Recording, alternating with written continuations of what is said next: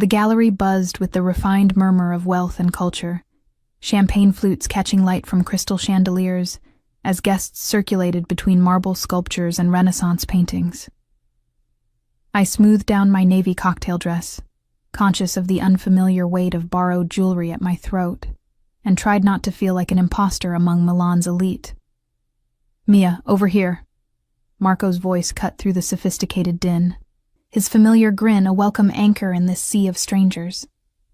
My cousin waved from beside a Caravaggio, his tailored suit somehow making him look both entirely comfortable and delightfully irreverent in this temple of high art. I wove through the crowd toward him, grateful for a friendly face. 8 months as Enzo Lombardi's personal assistant had brought me to many such events, always hovering at the periphery, never quite part of the glittering world I now orbited. Tonight was different. Enzo had business in Rome, leaving me to represent his interests at this charity auction supporting art restoration. The responsibility sat heavy on my shoulders, but the temporary freedom felt intoxicating.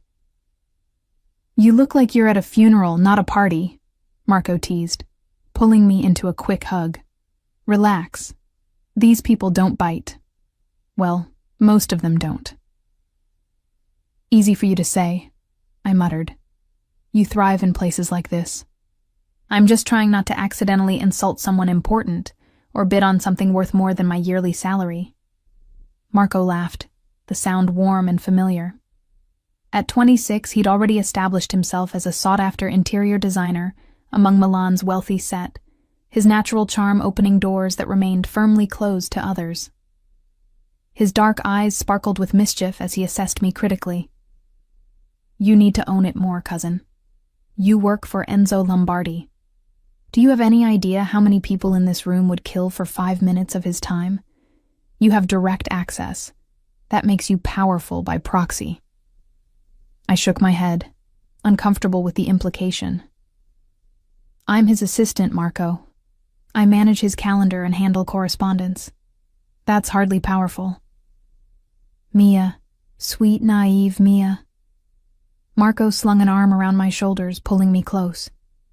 "You underestimate yourself, as usual." A nearby photographer snapped our picture, the flash momentarily blinding. Marco grinned at the camera, perfectly at ease, while I blinked in surprise. The photographer moved on, already hunting his next shot. "That was unexpected," I said, watching him disappear into the crowd. "Social pages," Marco explained. "Every charity event has one. Your boss will probably see it in tomorrow's paper. Speaking of which, how is the mysterious Signor Lombardi? Still all brooding intensity and perfectly tailored suits?" Heat crept up my neck at the question. "He's fine, professional, busy." Marco's knowing look made me want to sink through the floor. "Uh-huh. And you're still pretending you don't feel anything when he's around?" "I don't know what you're talking about," I said too quickly. "Right. And I'm straight." Marco rolled his eyes. "Come on, Mia. I've seen the way your voice changes when you talk about him, the way you light up when he actually notices something you've done. You're falling for him." "I am not," I protested, but my voice lacked conviction. "It's completely inappropriate. He's my employer. He's 12 years older than me. And he's gorgeous, powerful, mysterious," Marco supplied helpfully. "Successful beyond measure? Protective of you in ways that make me think he feels something too?" I pulled away from his embrace, needing space. Enzo doesn't see me that way. To him, I'm just efficient, reliable, invisible. "If you say so." Marco's tone suggested he knew better. "But for what it's worth, invisible women don't get Cartier jewelry for their birthdays." "That was a professional gift," I said firmly, touching the delicate bracelet that had appeared on my desk 3 months ago, with a card in Enzo's precise handwriting. "For your continued excellence." I'd worn it every day since, unable to resist the foolish hope that it meant something more than employer appreciation. The auction began shortly after, and I dutifully fulfilled my role, noting which pieces garnered the most interest, and who was bidding against whom. Enzo had taught me to observe, to catalog details that might prove useful later. His business dealt in rare artifacts and antiquities, operating in the gray spaces where legitimate markets and private collectors intersected. I didn't ask too many questions about his sources or methods. Some things were safer not knowing. By the time the event wound down, my feet ached from hours in heels, and my professional smile felt painted on. Marco had left an hour earlier, air-kissing my cheeks and promising to text. I gathered my clutch and wrap, ready to escape into the cool Milan night. My phone buzzed as I stepped onto the street, a notification from Instagram. Marco had tagged me in the photo from earlier, the one with his arm around my shoulders, both of us smiling at the camera. His caption read, "Best dates are with family. Love you, cousin. Milan nights. Art for good." I smiled at the sweet sentiment and liked the post without thinking, already flagging down a taxi. The phone rang 3 seconds later. Enzo's name flashed on the screen, and my stomach did that stupid fluttering thing it always did when he called. I took a breath, composing myself before answering. "Good evening, Mr. Lombardi. Is everything all right? It's quite late." "Delete that photo." His voice was quiet, controlled, but something underneath made the hair on my arms stand up. "Now." I froze, one hand on the taxi door. "I'm sorry. What?" "The photograph on your Instagram. Delete it. Immediately." Heat flooded through me, part confusion, part inexplicable defiance. In 8 months, Enzo had never spoken to me like this, never issued commands about my personal life. The boundary between professional and personal had always been carefully maintained, a wall we both respected. "May I ask why?" I kept my voice level, professional, even as something hot and reckless unfurled in my chest. Silence stretched between us, taut and humming with something I couldn't name. I could hear his breathing, could almost feel the tension radiating through the phone connection. "Because I'm asking you to." Each word was measured, careful, too careful. The defiance that had been building suddenly crested. Maybe it was the champagne I'd sipped throughout the evening. Maybe it was Marco's teasing about my feelings. Maybe it was 8 months of swallowing every inappropriate thought and emotion I had about my employer. "That's not a reason, Mr. Lombardi." My voice came out steadier than I felt. "That's an order. If you want me to delete it, you'll need to give me a good reason. A real one." The silence that followed was different. Charged. Dangerous. "Mia," he started, then stopped. I heard something rustle, as if he'd moved suddenly. "Who is he?" "Who is who?" "The man in the photograph, with his arm around you." Understanding dawned, swift and startling. "You're calling about Marco?" "I'm calling about the photograph," Enzo corrected, but there was no mistaking the edge in his voice now. "The one where you're pressed against another man, smiling at him like—" He cut himself off abruptly. My heart hammered against my ribs. "Like what?" "Delete it, Mia." Firmer now, that careful control reasserting itself. "Please." The please undid something in me. Enzo Lombardi did not say please. He stated facts, gave instructions, made observations. Politeness was built into his phrasing, but actual pleading? Never. "Give me one good reason," I said again, softer this time. "One real reason why what I post on my personal social media matters to you." The silence stretched so long I thought he might have hung up, then barely above a whisper. "Because it does." The line went dead. I stood on the curb, phone still pressed to my ear, mind reeling. The taxi driver cleared his throat impatiently, and I waved him on, suddenly needing to walk, to process what had just happened. Enzo had seen the photo. Enzo had called immediately. Enzo had asked, no, demanded, that I remove it. And when I'd pushed back, when I'd refused to simply comply, He'd revealed something I'd spent 8 months telling myself I was imagining. He cared. Not as an employer monitoring his employees' social media presence, but as something else. Something that made him call in the middle of the night from Rome. Something that put that dangerous edge in his usually unflappable voice. I pulled up the photo again, studying it with new eyes. Marco and I looked comfortable together, familial affection obvious in our easy poses. To someone who didn't know us, didn't know Marco was gay, didn't know we were cousins, it might look like something else. Might look like I was dating someone. Might look like I belonged to someone else. My finger hovered over the delete button. I lowered the phone without deleting anything. If Enzo wanted the photo gone, he could tell me why. He could admit that the boundaries we'd so carefully maintained were already blurred beyond recognition. He could stop pretending that this was merely professional interest. I walked back to my apartment, mind churning with possibilities and implications. Sleep eluded me that night, and every time I checked my phone, the photo remained, slowly accumulating likes and comments. None from Enzo's account, of course. He didn't do social media. But I knew he was watching. The next morning, I arrived at the office early, as always. The top floor of the converted Renaissance palazzo served as Enzo's headquarters, all exposed brick and modern glass, ancient and contemporary merged seamlessly. Usually the space felt like sanctuary. Today it felt like a trap.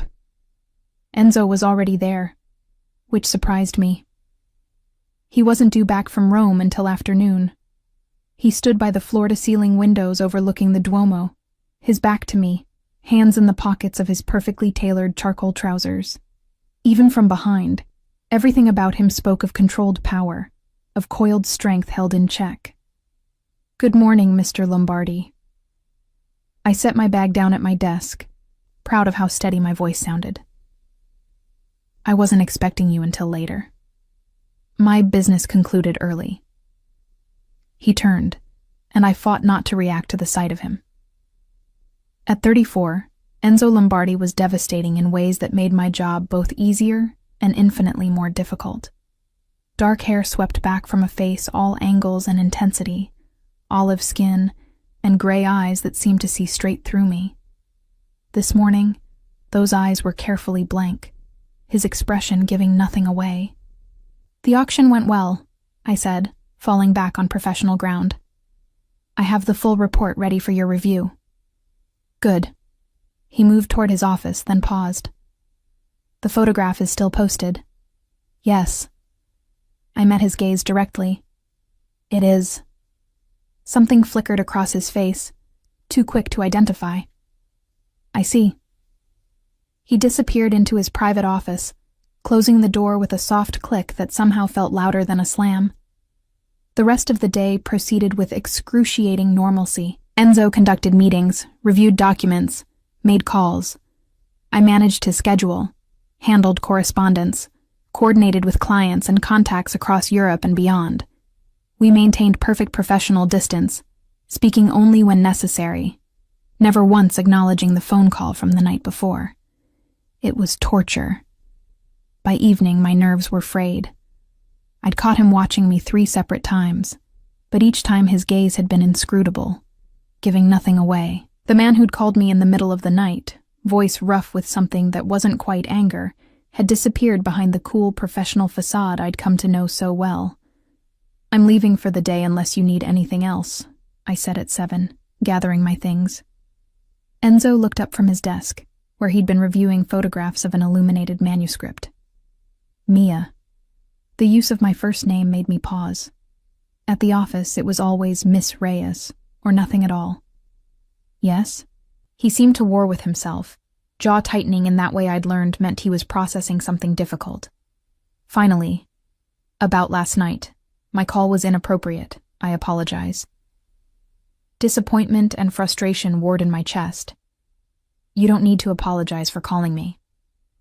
"I do when I overstep professional boundaries." His voice was carefully neutral. "Your personal life is your own. I had no right to comment on it.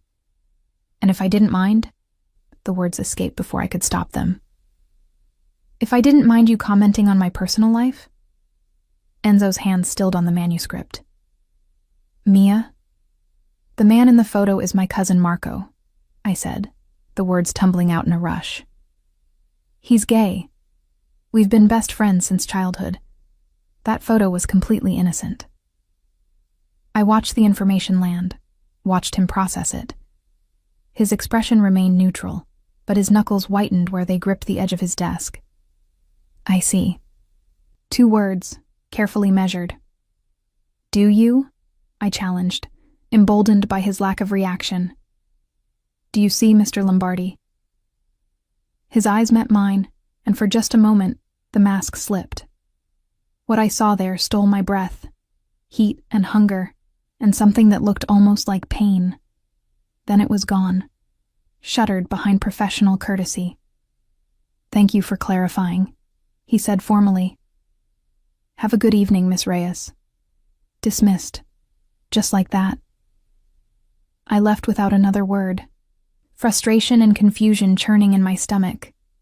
What did he want from me? What did I want from him?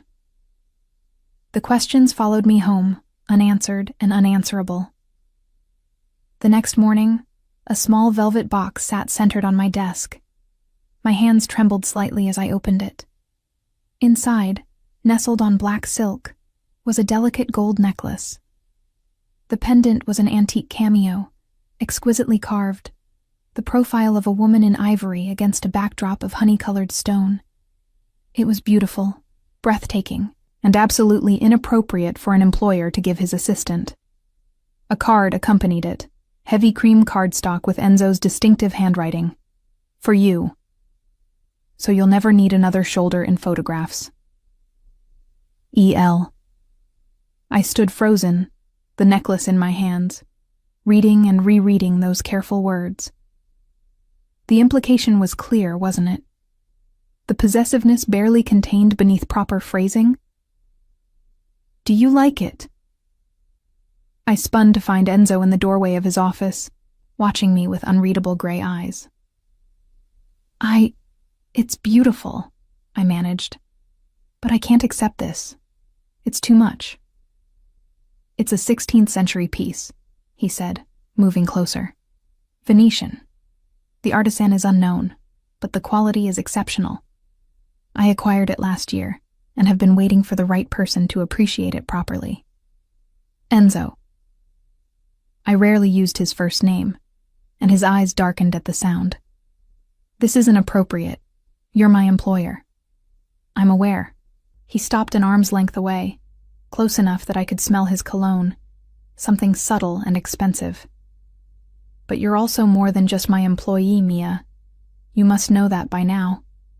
My heart hammered against my ribs. What am I then? He reached out slowly, giving me time to pull away. When I didn't, his fingers brushed mine where I held the necklace, the touch sending electricity up my arm. Mine, he said quietly, the word hanging in the air between us like a confession. If you'll allow it. The word hung between us like a physical thing, solid and undeniable. Mine. Not a question, not even really an offer. A statement of fact delivered in Enzo's quiet, controlled voice that somehow made it sound both inevitable and terrifying. Yours, I repeated, testing the word on my tongue. My fingers trembled where they touched his, the velvet box pressing into my palm. What does that mean exactly? Enzo's gray eyes searched my face, and I watched that careful control he wore, like armor crack, just slightly around the edges. It means that the sight of another man's arm around you, even in an innocent photograph, made me lose focus on a €5 million negotiation. It means I took the first flight back from Rome, because the thought of you at that gallery, surrounded by men who might look at you the way I... He stopped abruptly, jaw tightening. It means I haven't been professional about you for quite some time, Mia. The confession landed like a physical blow. 8 months of careful distance, of maintained boundaries, of pretending we were simply employer and employee. All of it had been a carefully constructed lie. One we'd both apparently been living. How long? I whispered. A muscle worked in his jaw. Your first week. You reorganized my entire filing system without asking, correcting inefficiencies no one else had noticed. When I commented on it, you looked me straight in the eye and said, I assumed you hired me to improve things, not maintain mediocrity. No one speaks to me like that. No one challenges me. His fingers tightened slightly on mine. I was fascinated. And then I watched you handle a difficult client with such grace and intelligence that by the end of your first month I knew I was in trouble. My breath caught. 7 months. He'd been feeling this for 7 months while I'd convinced myself I was imagining every heated glance, every unnecessary touch, every moment when his gaze lingered just a fraction too long. Why didn't you say anything? The question came out more accusation than inquiry. Because you deserve better than a man who operates in gray spaces, he said simply.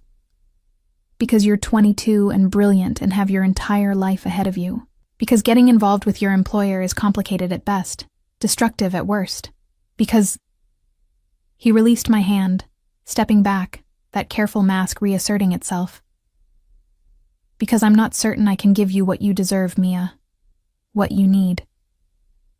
The withdrawal stung more than I expected. I set the jewelry box down on my desk with deliberate care, my mind racing. This was the moment, I realized. The moment where we either acknowledged what had been building between us for months or retreated behind professional boundaries that would never quite fit the same way again. You don't get to decide what I deserve, I said, surprised by the steadiness in my voice. Or what I need. That's my choice, not yours. Enzo's eyes flashed with something hot and hungry before he controlled it. You should think carefully before making that choice. My world isn't clean, Mia. The business I conduct, the people I deal with. There are reasons I maintain distance. Reasons I keep my personal life completely separate. I know what you do, I said quietly. I've known for months. The antiquities you acquire don't always come through official channels. Some of your clients operate in spaces that make legitimate dealers nervous. You negotiate in ways that don't require contracts or lawyers. I met his gaze directly. I'm not naive, Enzo. I see you. All of you. And I'm still here. Something shifted in his expression. Surprise, maybe, or relief. Most people look away, prefer not to examine too closely. I'm not most people. No, he agreed softly. You're not. The phone on my desk rang, shattering the moment. I answered automatically, falling into professional mode even as my heart raced. A client from Tokyo needed to reschedule a viewing. I handled it efficiently, aware of Enzo watching me the entire time, his expression unreadable. When I hung up, the air between us felt different. Charged still, but with a new understanding threading through the tension. I need you to understand something, Enzo said after a moment. If we cross this line, there's no going back to what we were. The dynamic changes. Everything changes. Maybe it needs to change, I countered. Maybe pretending there's nothing between us is more dangerous than acknowledging it. He studied me for a long moment, and I forced myself to hold his gaze, to not look away from the intensity I found there. Finally, he moved to his office door, pausing in the threshold. Wear the necklace tomorrow, he said, not quite a command, but close. I want to see it on you. Then he was gone, leaving me alone with the velvet box and a heart that wouldn't stop racing. That night, I tried on the necklace 3 times. The antique cameo settled perfectly in the hollow of my throat, the gold chain delicate against my skin. It was beautiful and intimate and felt like a claim. When I finally took it off to sleep, I dreamed of gray eyes and dangerous promises. The next morning, I wore it. Enzo's reaction was subtle but unmistakable. A slight pause when I walked in, his gaze dropping to my throat, something fierce and satisfied flashing across his face before he controlled it. Good morning, Miss Reyes. Good morning, Mr. Lombardi. The formality felt absurd now, a remnant of boundaries we'd already crossed, but neither of us suggested changing it. Not yet. The day proceeded normally until mid-afternoon, when Enzo emerged from a conference call looking distinctly displeased. "We need to attend an event tonight," he said without preamble. "The Santoro Foundation Gala. It's important we make an appearance." I pulled up his calendar. "That's not in your schedule." "Last-minute invitation. Hiroshi Sato will be there." The way he said the name carried weight. He's been attempting to acquire the same Byzantine manuscript I'm negotiating for. His presence at an event I'm known to support suggests he wants to make contact. I recognized the name, a Tokyo-based collector with a reputation for aggressive acquisition tactics. "Do you want me to prepare briefing materials?" "I want you to accompany me." The statement was delivered calmly, but I caught the undertone. As my guest, not my assistant. My pulse kicked up. "Enzo." "It's strategic," he continued, his expression revealing nothing. "Sato is known for bringing companions to business functions. He uses social settings to assess competitors. If I attend alone, it signals weakness. If I bring someone..." He trailed off meaningfully. "It signals that you're not vulnerable to his particular brand of manipulation," I finished, understanding. He apparently likes to use attractive women to distract business rivals during negotiations. Something dangerous flashed in Enzo's eyes. "You've been reading the research files." "I read everything you give me access to." I kept my voice level despite my racing heart. "So, this is purely tactical? You need arm candy to maintain negotiating position? That's not..." He stopped, then started again, carefully.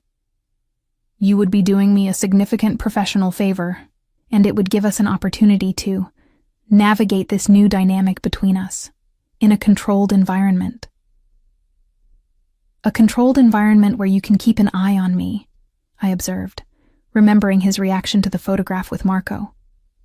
"Where no other men can put their arms around me for pictures." His jaw tightened. "I didn't say that." "You didn't have to." I should have been annoyed by the possessiveness, by the implication of ownership.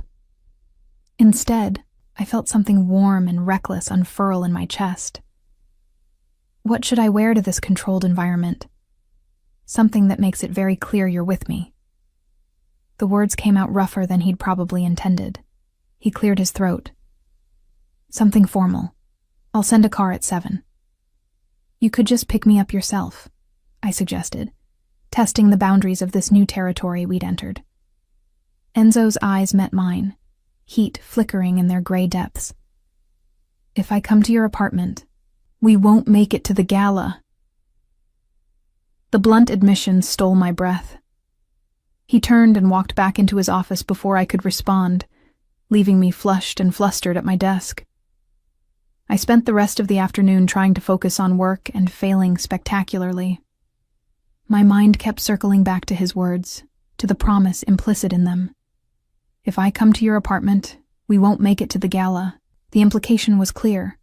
Whatever had been building between us for 8 months was reaching a breaking point. At 5, Enzo emerged from his office earlier than usual. "Go home. Take time to prepare. The event is black tie." He hesitated, then added more softly, "And Mia, thank you for agreeing to this." The genuine gratitude in his voice made my chest ache. "It's just a gala, Enzo. It's more than that." His gaze held mine for a moment, that stretched and hummed with unspoken meaning. "We both know it is." I did go home, and I did take time to prepare. The black dress I'd purchased for special occasions hung in my closet, simple but elegant, with a neckline that would showcase Enzo's necklace perfectly. I spent longer than necessary on my hair and makeup, telling myself it was just professional presentation while knowing it was so much more. The car arrived exactly at 7, a sleek Mercedes with a driver I didn't recognize. The ride to the venue gave me time to spiral into second-guessing. What was I doing? Getting involved with my employer was complicated enough, but with someone like Enzo, someone who operated in the shadows, who negotiated in ways that made conventional dealers nervous, it was potentially dangerous. But then I remembered the way he'd looked at me that morning, the careful control cracking to reveal something raw and real underneath. The way he'd said mine like it was both confession and question. The way 7 months of professional distance had apparently been as torturous for him as it had been for me. I was still justifying my decisions when the car pulled up to the venue, a historic palazzo converted into an event space, all marble columns and frescoed ceilings. Guests in evening wear climbed the grand staircase, and I suddenly felt very young and very out of my depth. Then I saw Enzo. He stood at the top of the stairs, hands in his pockets, perfectly at ease in a black tuxedo that looked like it had been created specifically for him. His dark hair was swept back, emphasizing the strong lines of his face, and when his eyes found me climbing toward him, everything else fell away. He descended 2 steps, offering his hand. I took it, and the contact sent electricity racing up my arm. "You look beautiful," he said quietly, his gaze dropping to the necklace at my throat. Something possessive and satisfied flickered across his face. "Perfect." "You clean up fairly well yourself," I managed, trying for levity despite my racing pulse. His mouth curved in a rare smile. "Shall we?" He offered his arm, and I took it, hyper-aware of the solid warmth of him beside me, the subtle scent of his cologne, the way his hand covered mine where it rested in the crook of his elbow. We entered together, and I felt eyes turn toward us, assessing, curious, calculating. Enzo moved through the crowd with easy confidence, nodding to acquaintances, introducing me simply as Miss Reyes, my associate. But the way his hand never left the small of my back told a different story. "Lombardi, I was hoping you'd make an appearance." We turned to find a man in his mid-40s approaching, his smile not quite reaching his eyes. He was handsome in a calculated way, everything about him precisely curated from his custom suit to his artfully styled hair. "Sato," Enzo acknowledged with a slight nod. "I heard you'd be attending tonight. Couldn't miss an opportunity to support such a worthy cause." Hiroshi Sato's gaze slid to me, assessing in a way that made me want to step closer to Enzo. "And who is this lovely creature?" "Mia Reyes," I said before Enzo could respond, extending my hand. "I work with Mr. Lombardi." Sato took my hand, holding it just a fraction longer than necessary. "Fortunate man to have such beautiful assistants.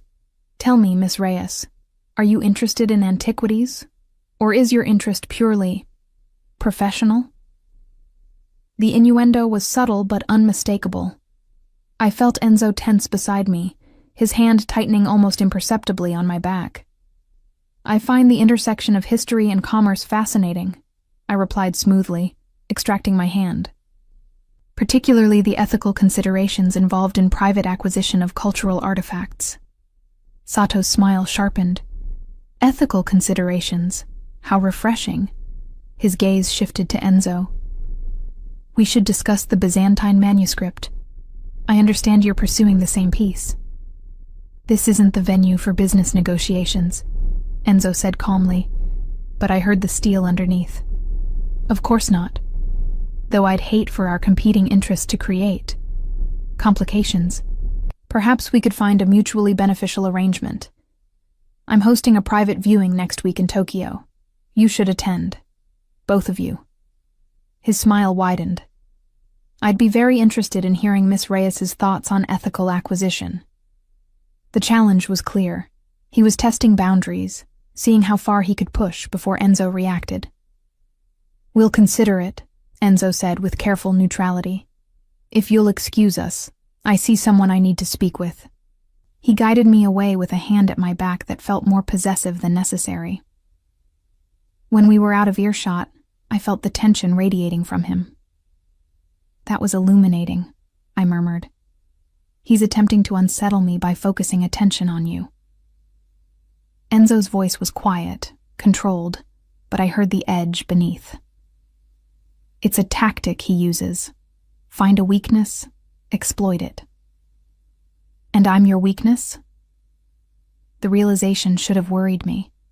Instead, it sent a thrill through my chest.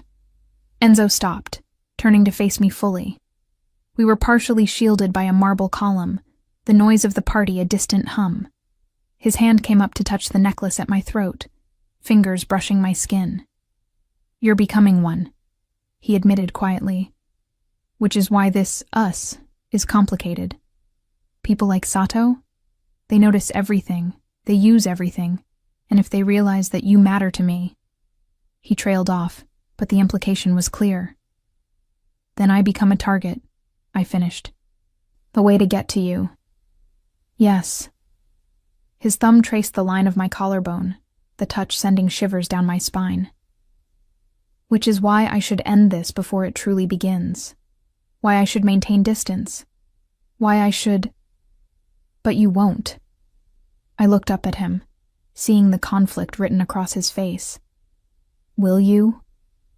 His jaw tightened, that careful control warring with something raw. I should, but no. I won't. The admission hung between us, heavy with implication. Around us, the gala continued. Laughter and music and the clink of champagne glasses. But in our small bubble of space, the world had narrowed to just us, to this moment of truth. Then we deal with the complications together, I said simply. As they come. Enzo's expression softened almost imperceptibly. You have no idea what you're agreeing to. So explain it to me. Show me. I touched his chest, feeling his heartbeat strong and steady beneath expensive fabric. Whatever this is between us, let's stop pretending it doesn't exist. For a moment, I thought he might pull away, might retreat behind those careful walls of professional distance. Then his hand covered mine, pressing it more firmly against his chest. After tonight, he said quietly. After we've navigated this particular minefield, we'll talk, really talk, about what this means, what it could become, what I can and cannot offer you. His gray eyes held mine, intense and serious. But understand, Mia, once we cross this line completely, I won't be able to let you go. It's not in my nature to release what's mine. The possessiveness should have alarmed me. Instead, it felt like coming home. Then don't, I whispered. Something fierce and hungry flashed in his eyes. Then the mask slid back into place as another couple wandered past, and we were once again just employer and employee attending a charity function. But everything had changed, and there was no going back. The weeks following the gala settled into a new rhythm that felt both natural and impossibly strange. Enzo and I hadn't crossed any final lines, not yet, but the pretense of pure professionalism had dissolved entirely. He touched me more freely now, a hand at my back when we reviewed documents together, fingers brushing mine when passing files, his body angling toward me in meetings as if drawn by magnetic force. The necklace had become my daily uniform, and I caught him looking at me, with an expression that made heat pool low in my stomach. We were dancing around something inevitable, and we both knew it. Coffee, Enzo said one morning, setting a cup on my desk without looking up from the document he was reading. 2 sugars, light cream, exactly how you take it. I blinked at the offering. In 8 months, he'd never made me coffee. That was my job, anticipating his needs, not the reverse. You remembered how I take my coffee? I remember everything about you. He said it absently, still focused on whatever he was reading, as if the admission wasn't earth-shaking. The way you tap your pen 3 times before making notes, how you organize files by color and urgency, that you prefer morning meetings because you're sharper before noon. that you bite your lower lip when you're thinking through a problem. I stared at him, the coffee forgotten. Enzo, the Castellani estate appointment is confirmed for Thursday, he continued, finally looking up. Whatever he saw in my face made him pause. What? You remember everything about me, I repeated softly. His expression shifted, becoming almost vulnerable. Is that surprising? I've been watching you for months, Mia, studying you, learning you. He set down the document. It's what I do. When something interests me, I observe until I understand it completely. I'm not an artifact to be catalogued. No. He moved closer, coming around the desk until he stood directly before me. You're infinitely more complicated and more valuable. My breath caught at his proximity, at the heat in his gray eyes. This close, I could see flecks of darker gray in the irises, could smell the subtle cologne he wore, could feel the warmth radiating from him. Enzo, I whispered, not sure what I was asking for. His hand came up, fingers ghosting along my jaw. Soon, he promised quietly. Once the Castellani acquisition closes, once Sato's competing bid is settled, once there are no professional complications that could be used against you.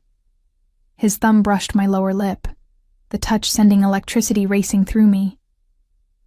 I'm trying to protect you, Mia. Even from myself. I don't need protection from you. You might. His hand dropped away, and he stepped back, that careful distance reasserting itself. My world has sharp edges.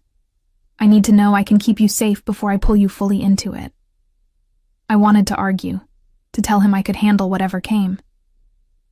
But the seriousness in his expression stopped me. Whatever he was protecting me from wasn't hypothetical. It was real, concrete, dangerous enough to make a man who clearly wanted me maintain this torturous distance. The Castellani estate, I said instead, falling back on work. What do we need to prepare? Relief, and something that might have been gratitude flickered across his face. All the documentation you compiled last month. The family is finally ready to liquidate. If we secure the collection, it will be the most significant acquisition of the year. I threw myself into preparation, grateful for the distraction. The Castellani estate contained Renaissance bronzes, illuminated manuscripts, and a collection of Venetian glass that museums had been trying to acquire for decades. Enzo's client, a private foundation in Switzerland, was prepared to pay whatever it took. Thursday arrived with an autumn chill in the air. Enzo had arranged for us to drive to the estate together, a 2-hour journey into the countryside outside Milan. I dressed carefully in a charcoal suit that was professional yet elegant, the cameo necklace my only jewelry. The car Enzo sent was different from his usual, an armored Mercedes with darkly tinted windows. When I questioned it, he simply said, "Precaution. The collection's value makes certain security measures necessary." He was already in the back seat when I entered, reviewing documents on his tablet. But he looked up immediately, his gaze traveling over me in a way that made me flush. "You look perfect," he said quietly. "Professional but not severe. The Castellanis will appreciate the respect." The drive passed in comfortable silence, broken occasionally by discussions of strategy and valuation. But I was hyper-aware of his presence beside me, the subtle brush of his arm against mine when the car turned, the way his attention kept drifting from his tablet to me. "Are you nervous?" he asked as we neared the estate. "Should I be?" "No. You're excellent at this." He reached over, taking my hand. The gesture was so unexpected, so intimate, that I froze. "But it's a significant negotiation. Your first time being directly involved in an acquisition of this magnitude. You're bringing me as more than just an assistant. It wasn't a question. I'm bringing you as my partner." His fingers tightened on mine. "In every sense that matters professionally. The Castellanis will negotiate with both of us. What you observe, what you notice, it matters." I trust your judgment, Mia. The simple declaration undid something in my chest. Trust from Enzo Lombardi wasn't given lightly. I'd earned it, I realized. Months of proving myself, of demonstrating that I could navigate his world with intelligence and discretion. I won't let you down, I promised. His smile was small but genuine. You never have. The Castellani estate was a sprawling villa built in the 16th century, all stone walls and formal gardens slowly surrendering to autumn. An elderly man in a butler's uniform greeted us at the entrance, leading us through halls lined with portraits of ancestors to a library where the current count waited. Count Castellani was in his 70s, elegant in the way only old European nobility could be, with white hair and sharp eyes that assessed us carefully. Beside him sat a younger man, his grandson perhaps, whose expression was less welcoming. Signor Lombardi, the Count greeted in Italian, rising to shake Enzo's hand. And you must be Miss Reyes, my grandson, Alessandro. I shook hands with both men, noting Alessandro's calculating gaze, the way he studied Enzo with something that looked like distrust. The negotiation began cordially enough. Enzo outlined his client's interest, the Foundation's commitment to preservation and scholarship. I took notes, observing the room's contents, the way Alessandro's expression tightened when certain pieces were mentioned. The Venetian glass collection. Alessandro interrupted during Enzo's presentation. We've received another offer, one that values the pieces significantly higher than your proposal. Enzo's expression didn't change. May I ask who made this offer? Hiroshi Sato. Alessandro smiled thinly. Perhaps you know him. Ice trickled down my spine. Sato had been silent since the gala, but apparently he'd been working behind the scenes, attempting to outmaneuver Enzo by going directly to the cellars. I'm familiar with Signor Sato's methods, Enzo said calmly. His valuations are often optimistic, designed to secure initial agreements that later require significant renegotiation once provenance issues emerge. Are you suggesting provenance problems with our collection? Alessandro's voice hardened. I'm suggesting that Signor Sato's due diligence is sometimes less thorough than it should be. Problems emerge. Acquisitions fall through. Sellers are left in difficult positions. Enzo's tone remained perfectly professional, but I heard the steel underneath. My client's offer is comprehensive and final. No renegotiation. No complications. Count Castellani studied Enzo thoughtfully. You have a reputation for reliability, Signor Lombardi, but Alessandro raises valid concerns. If another buyer is willing to pay more. May I? I interjected softly. Both men turned to me with surprise. Even Enzo looked curious. I pulled out my tablet, accessing the research I'd compiled.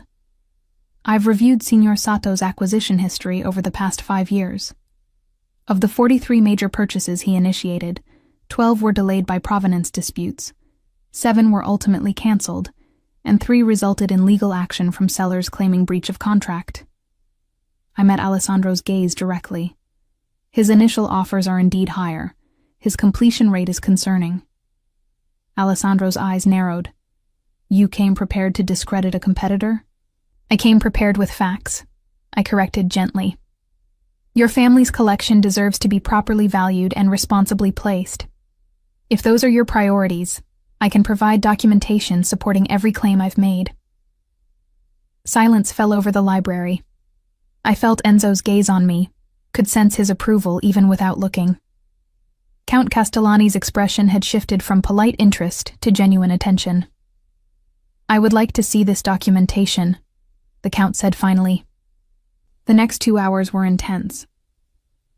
I presented my research while Enzo walked them through the specifics of his client's offer, emphasizing the Foundation's commitment to preservation and access.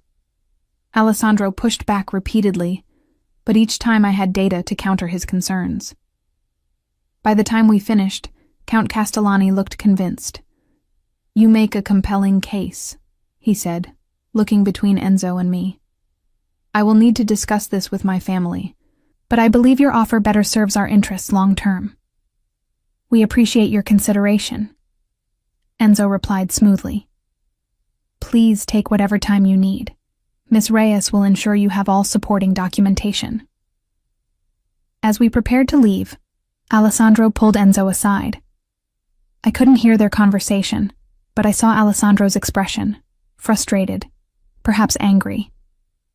When Enzo returned to me, his face was carefully neutral. What was that about? I asked once we were in the car. A warning. Enzo's jaw tightened. Alessandro has financial troubles. Sato apparently offered him a private incentive, cash payment in addition to the sale price. He's angry that his grandfather might choose our offer instead. Will that be a problem? It could be. He was quiet for a moment, staring out at the countryside rolling past. Men with money problems make rash decisions, and Sato is very good at exploiting desperation. The drive back to Milan felt different, tense, weighted with concerns Enzo wasn't fully articulating. When we finally pulled up to the office, night had fallen, and the city sparkled with lights. You were extraordinary today, Enzo said as the car idled. The way you handled Alessandro, the research you'd prepared, you thought 3 steps ahead. Like you've been doing this for years instead of months. I learned from the best, I said softly. His hand found mine in the darkness of the car's interior. Mia, I need you to understand something. What happened today? Alessandro's warning, Sato's interference. It's going to escalate. He doesn't like losing, and he's realized that targeting me directly won't work. His fingers tightened on mine. So he'll target you instead.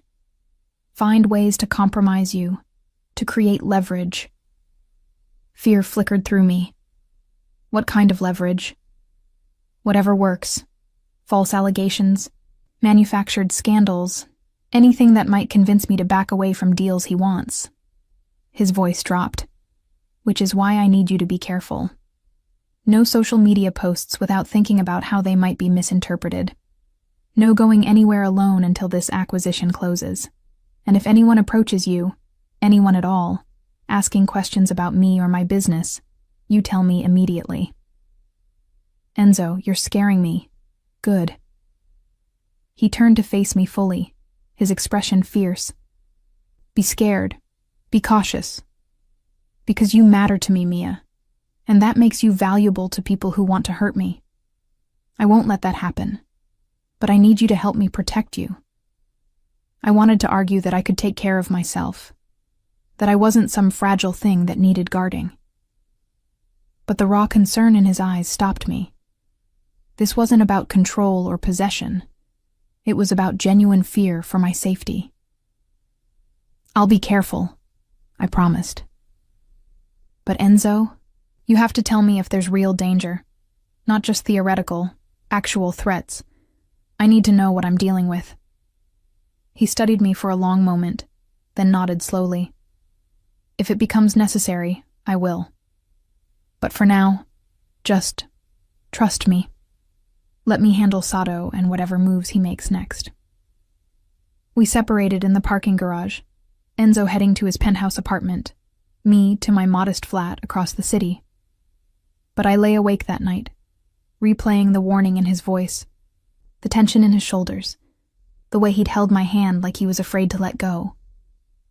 The next morning, I arrived at the office to find Enzo already there, on the phone, speaking rapid Italian in a tone I'd never heard before. Cold, almost threatening. He ended the call when he saw me, his expression smoothing into professional neutrality. Good morning. What happened? I set down my bag, noting the tension around his eyes. Alessandro Castellani called Count Castellani last night, tried to convince him to accept Sato's offer. His jaw tightened. When that failed, he contacted a journalist friend. There will be a story in tomorrow's financial press questioning the legitimacy of some of my previous acquisitions. My stomach dropped. Can they do that? Just publish unsubstantiated? They'll frame it as investigative journalism, raise questions without making direct accusations. It's enough to create doubt, to make clients nervous. He moved to the window, staring out at the city. Sato's fingerprints are all over this. It's exactly his method. Use proxies to attack credibility, create chaos, then sweep in as the stable alternative. What do? We prepare. He turned back to me, and I saw the strategist behind the calm facade. I've already contacted my attorney and our public relations consultant. We'll issue statements, provide documentation refuting whatever they claim. But Mia, he paused. They might mention you. Your name might appear in the article as my assistant, possibly with insinuations about our relationship.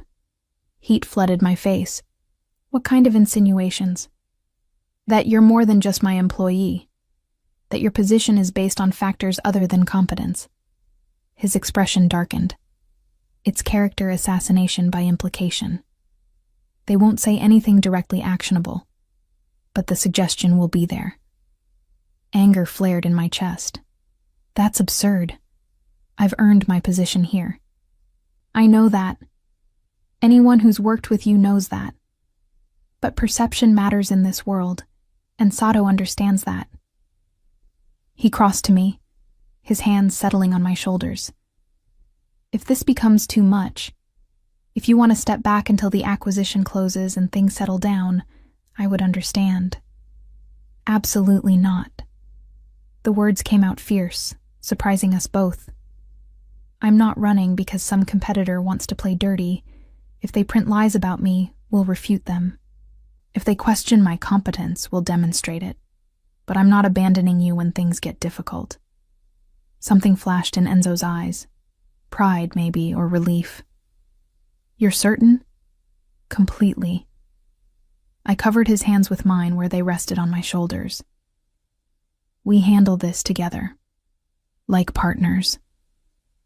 His smile was small but genuine. Like partners, he agreed. The article dropped the next afternoon, and it was worse than Enzo had prepared me for. Nothing overtly libelous, just carefully worded questions about the authenticity of certain pieces he'd brokered, implications of questionable provenance, and, buried in the second half, a paragraph about his young, attractive assistant, and questions about whether their close working relationship influenced business decisions. I read it 3 times, fury building with each pass. The journalist had done their homework, pulling up social media photos, including the one with Marco that I'd never deleted, and weaving a narrative of impropriety without ever making direct claims. It's garbage, I said, throwing down my tablet.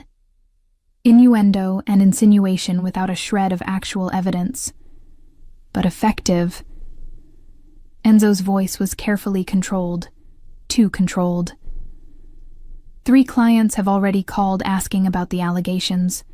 The Swiss Foundation wants additional documentation before finalizing the Castellani acquisition.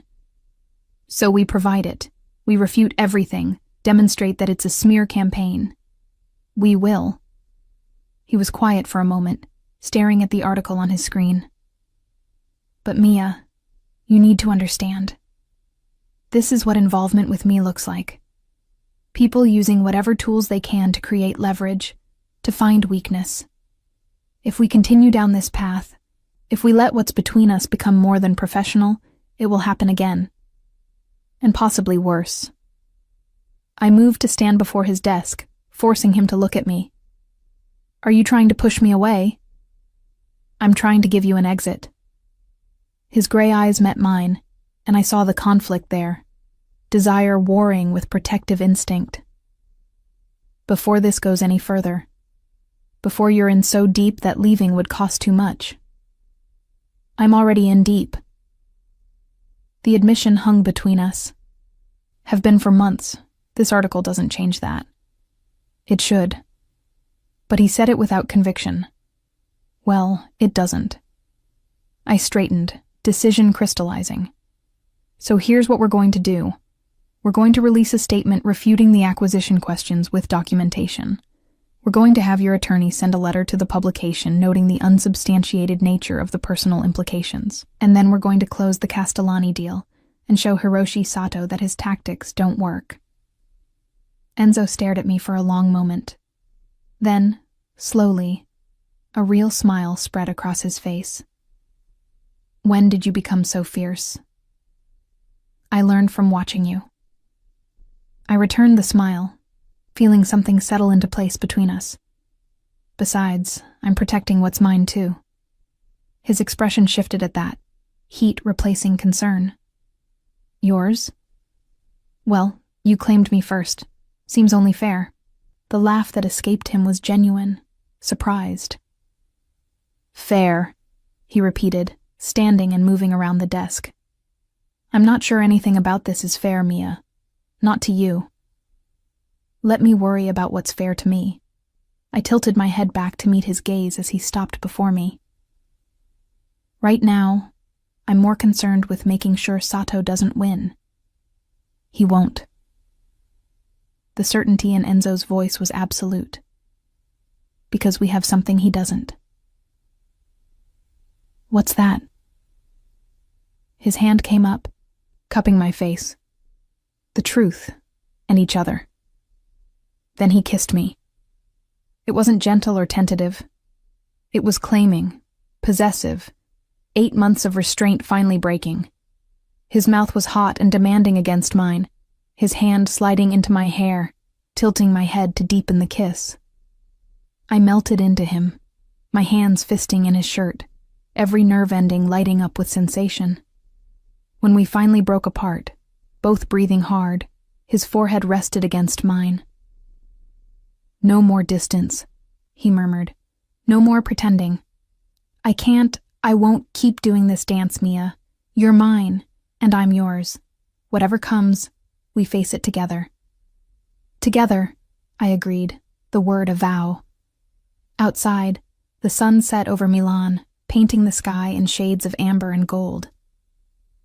Inside Enzo's office, we stood wrapped in each other, finally acknowledging what had been building between us from the very beginning. The complications weren't over. Sato would make more moves. There would be more articles, more attempts to create leverage. But we would face them as what we'd always been destined to become, partners in every sense that mattered. And somehow, that made everything feel possible. The kiss changed everything and nothing. We were still professional at the office, mostly, but the careful distance had evaporated entirely. Enzo touched me freely now, his hand at my back when we reviewed contracts, fingers brushing mine when passing documents, his body gravitating toward me in meetings like a compass finding north. The difference was that now I touched back, a hand on his arm when making a point. My shoulder pressed against his when we worked side by side. Small intimacies that felt monumental after months of restraint. You're smiling at your coffee, Enzo observed one morning, his own mouth quirking. Should I be concerned about the competition? Just happy, I admitted, meeting his gaze over the rim of my cup.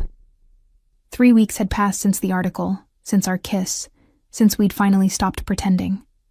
3 weeks of navigating this new territory between us, still professional, but with undercurrents of something deeper, more permanent. His expression softened. Good. You should be happy. He glanced toward his office door, then back to me, something heated flickering in his gray eyes. We're having dinner tonight. My apartment. I'll cook. You cook? I'm full of surprises, Mia.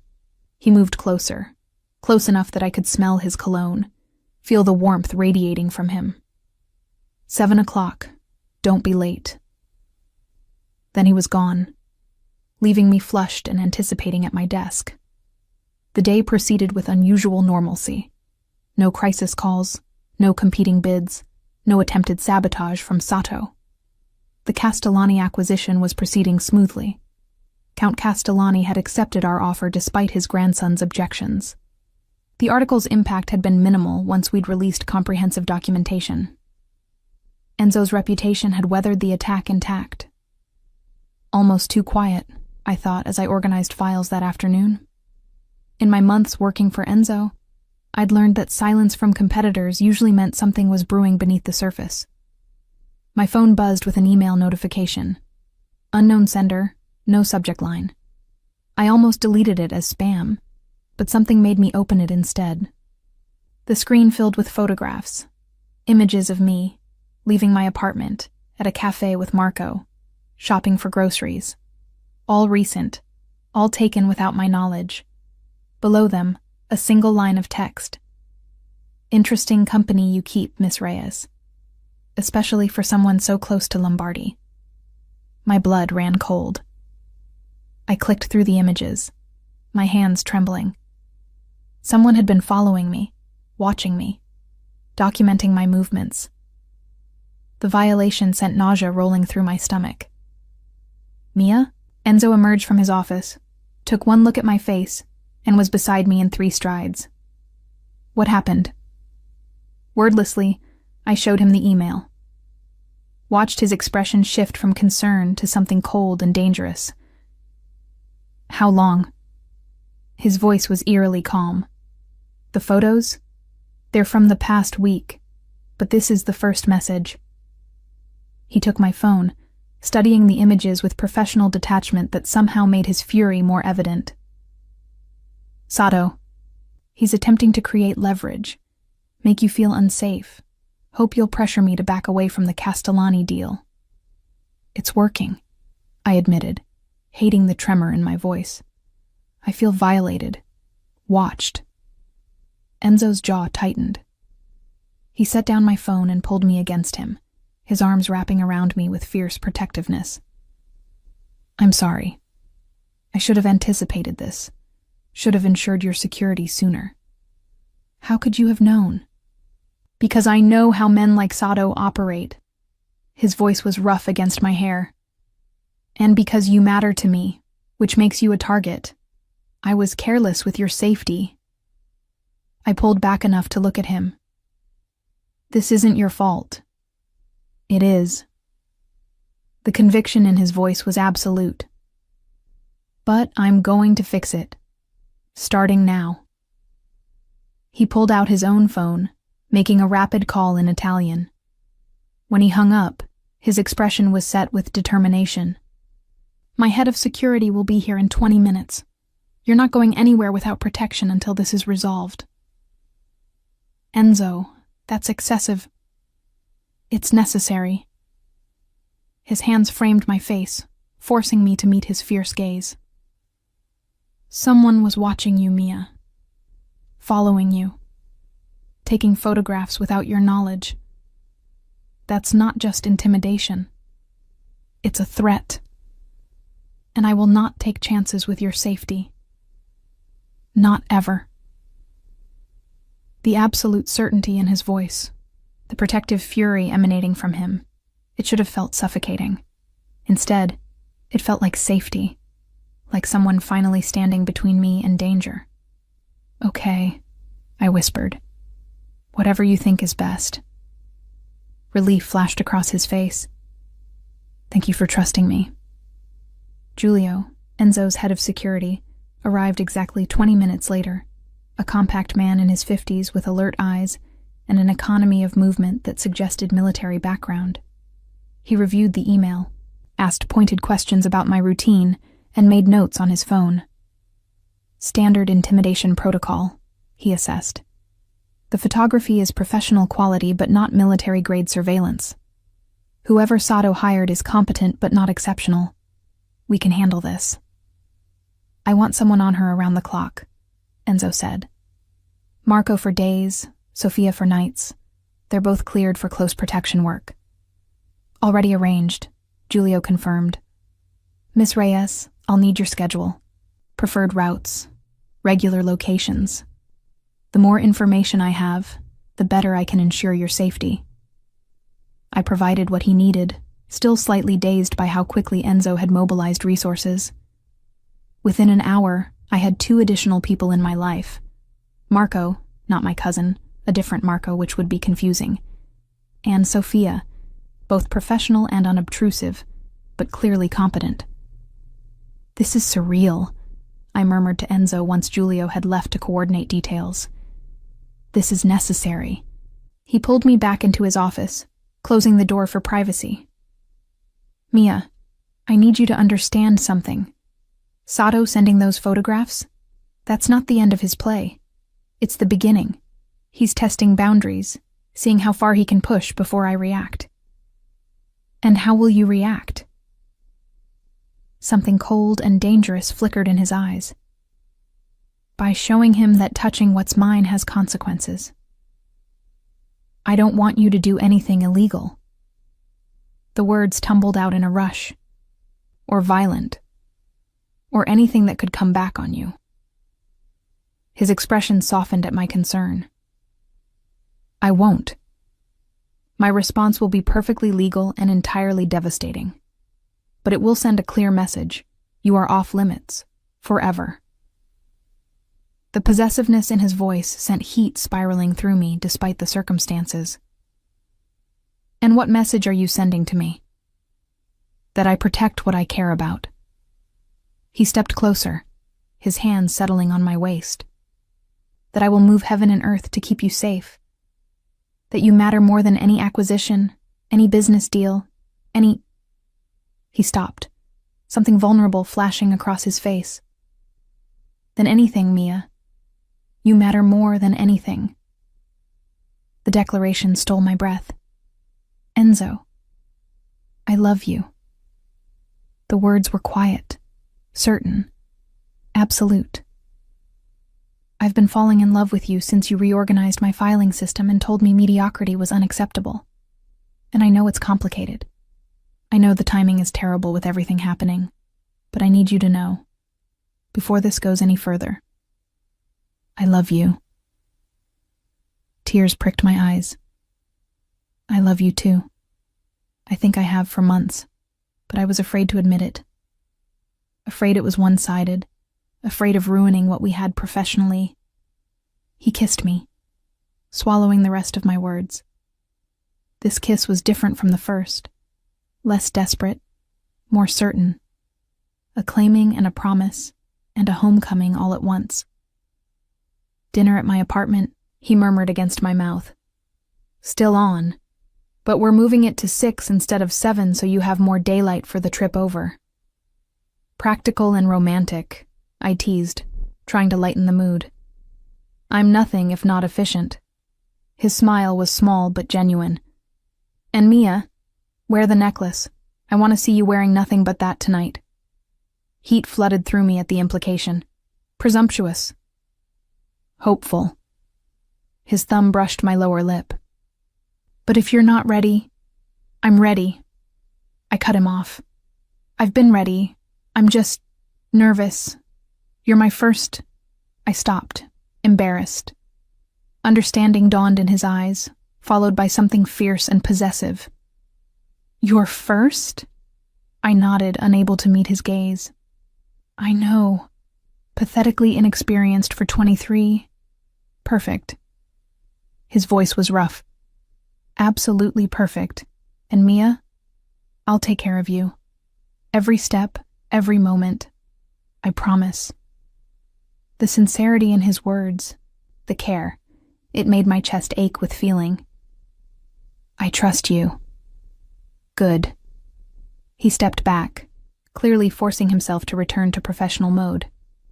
"Because right now, I need you to help me destroy Hiroshi Sato's credibility once and for all." The shift from personal to business was jarring but welcome. I needed the distraction, the focus. "What do you need?" "Everything you can find on his past acquisitions. Every questionable deal. Every buyer who felt deceived. Every piece with disputed provenance. We're going to compile a comprehensive report and release it to every major dealer and institution in Europe and Asia." That's aggressive. But even as I said it, I was already opening my laptop, fingers flying across keys. "He came after you." Enzo's voice was cold steel. "He made this personal. Now he'll learn what that costs." We worked through the afternoon, compiling documentation, verifying sources, building an airtight case against Sato's business practices. By 5, we had a 40-page report that would devastate his reputation in the antiquities world. "This will end his career," I observed, reviewing the final document. "Yes." Enzo showed no remorse. "He should have considered that before he targeted you." At 5:45, Marco the bodyguard appeared to escort me to Enzo's apartment. The ride through Milan's evening traffic felt surreal.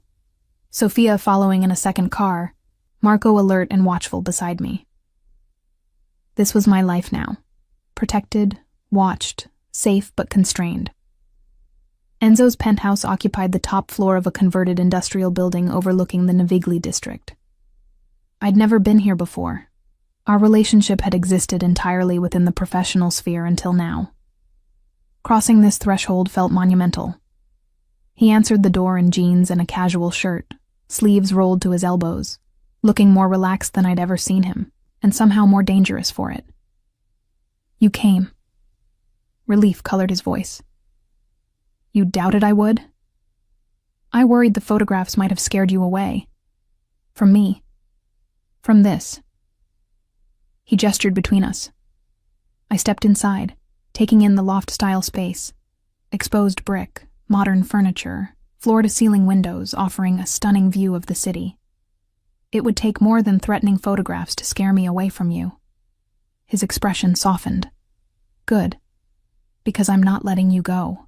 Not ever." Dinner was surprisingly normal. Pasta he'd made himself, good wine, easy conversation that flowed like we'd been doing this for years instead of hours. He asked about my life before working for him, and I found myself telling stories I rarely shared. About losing my parents young, being raised by my grandmother, putting myself through university, the loneliness of being young and alone in a big city. "Is that why you took the job with me?" he asked, refilling my wine. "The salary?" "Partly," I admitted, "but also because you had a reputation for being demanding but fair. I wanted to work for someone who would challenge me, who would teach me things I couldn't learn anywhere else." "And have I? Taught you things?" "Every day." I met his gaze across the table. "About antiquities, yes. About negotiation and strategy. But also about myself, about what I'm capable of, what I want. And what do you want, Mia?" The question hung between us, weighted with meaning beyond the simple words. "You," I said simply. "This. Whatever we're building together." He stood, moving around the table to pull me to my feet. "Come with me." He led me to the bedroom, a space dominated by a massive bed and more windows showcasing the twinkling city. And there, on the nightstand, was something that made my breath catch. A framed photograph. The one Marco had posted, the one that had started everything. But Enzo had printed it, placed it where he'd see it every morning and every night. "You kept it," I whispered. It's the moment I realized I couldn't pretend anymore. His arms wrapped around me from behind, his chin resting on my shoulder as we both looked at the image. That photograph, of you smiling at someone else, made me insane with jealousy.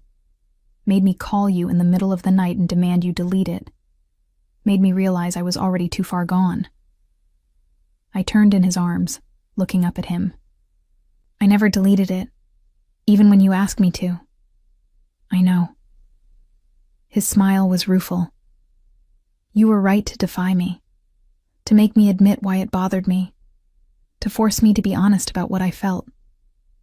"No more secrets," I said, sliding my hands up his chest. "No more pretending." "No more secrets," he agreed. Then more softly, "Are you sure, Mia?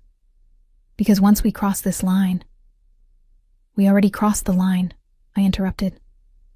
"Months ago. We've just been too careful to admit it." "Then let me show you." His mouth found mine, and this kiss was different from all the others. Deeper, slower, more purposeful. A promise and a claiming all at once. He was gentle, patient, taking his time to learn every response, every sigh, every place that made me gasp. When he finally moved over me, his eyes held mine. "Mine," he whispered, and it wasn't a question. "Yours," I agreed. "Always yours." Outside, the city glittered with a million lights. Inside, we created our own world. Just us. Just this. Just the perfect rightness of finally being together. Later, wrapped in his arms with the necklace still around my throat, I felt complete in a way I'd never experienced. "I'm going to marry you," Enzo said quietly, his fingers tracing lazy patterns on my shoulder. "Someday, when everything settles, when I can offer you the life you deserve. I know you don't." He pressed a kiss to my temple. "But I do. I need to wake up to you every morning. Need to know you're mine in every way that matters legally and emotionally. Need everyone to know that you're not just my assistant or my girlfriend, but my wife, my partner, my everything." Tears pricked my eyes at the raw honesty. "Yes. Yes?" He pulled back to look at me, surprise and joy warring in his expression. "Yes, I'll marry you. Someday. When everything settles." I touched his face, feeling the slight stubble along his jaw. "But Enzo, I don't need the perfect life or the perfect timing. I just need you." His kiss was answer enough. We spent the night learning each other, sleeping tangled together, waking to make love again as dawn painted the sky. It felt like a beginning. Like everything before this had been prologue to the real story starting now. At 7, his phone rang, Giulio, with news that Hiroshi Sato had been arrested overnight. Financial fraud, apparently unrelated to the antiquities business. But the timing seemed too convenient to be coincidence. "What did you do?" I asked as Enzo hung up, suspicion coloring my tone. "I may have mentioned to certain authorities that they should examine his business practices more closely." He said it casually, but I saw the satisfaction in his eyes. Specifically, his pattern of using coerced photography to intimidate competitors and associates. Turns out, you weren't the first person he targeted.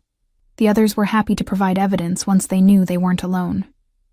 "So you didn't do anything illegal?" I made a few phone calls, connected dots that authorities hadn't noticed. Let justice run its natural course. He pulled me back against him. Completely legal, entirely ethical, and incredibly effective. "You're terrifying," I murmured, but without heat. "Only to people who threaten what's mine." His arms tightened around me. "To you, I'm just yours." "Just mine," I agreed, smiling against his shoulder. Later, as we prepared for the day, he showed me the framed photograph again. "I'm keeping this here. A reminder of the moment everything changed." "You mean the moment you went insane with jealousy?" "The moment I realized I was in love with you," he corrected, and couldn't hide it anymore. I kissed him, soft and sweet. Best Instagram post I ever made. "Best photograph I almost demanded you delete," he countered. We laughed together, and it felt like coming home. The Castellani acquisition closed 2 weeks later. Count Castellani even sent a personal note thanking us both for our professionalism and care with his family's legacy. Alessandro, apparently, had been cut out of the financial decisions after his attempt to sabotage the deal. Enzo's business thrived. My role expanded from assistant to genuine partner. We worked together seamlessly, our professional chemistry enhanced rather than complicated by our personal relationship. And every night, I went home to him. To the penthouse that had become ours. To the bedroom where our photograph held pride of place. To the man who had taught me that sometimes the most powerful thing you could do was admit what you felt. 6 months later, on a quiet Sunday morning, Enzo proposed officially, with a ring this time, antique and perfect, beside the photograph that had started everything. I said yes, of course. Had been saying yes to him in 1,000 small ways, since the moment I'd refused to delete that photograph. Our wedding was small, intimate, held in a villa in Tuscany surrounded by people we loved. Marco, my cousin, not the bodyguard, stood with me, teasing that he'd known from that first photograph that Enzo was already gone for me. In my bouquet, nestled among cream roses, I wore the cameo necklace that had been Enzo's first real declaration. And later, in our villa's library, we hung the framed photograph beside our wedding portrait. A reminder of where we'd started, of the moment jealousy had given way to honesty, of the Instagram post that had changed everything. "Do you regret not deleting it?"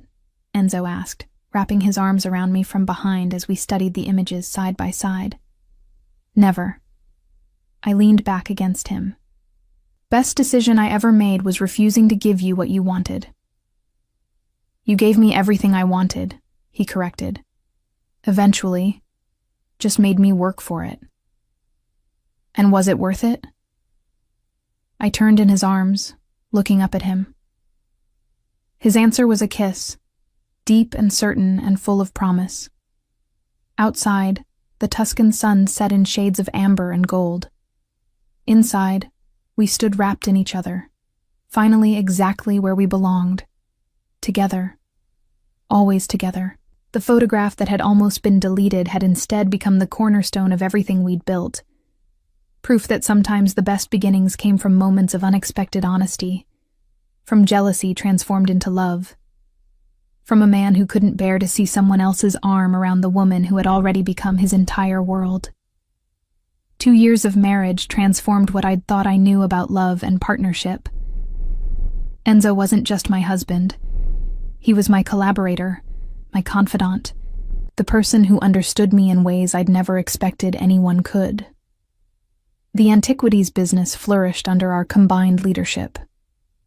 I'd transitioned fully from assistant to partner, my name appearing beside Enzo's on all major acquisitions.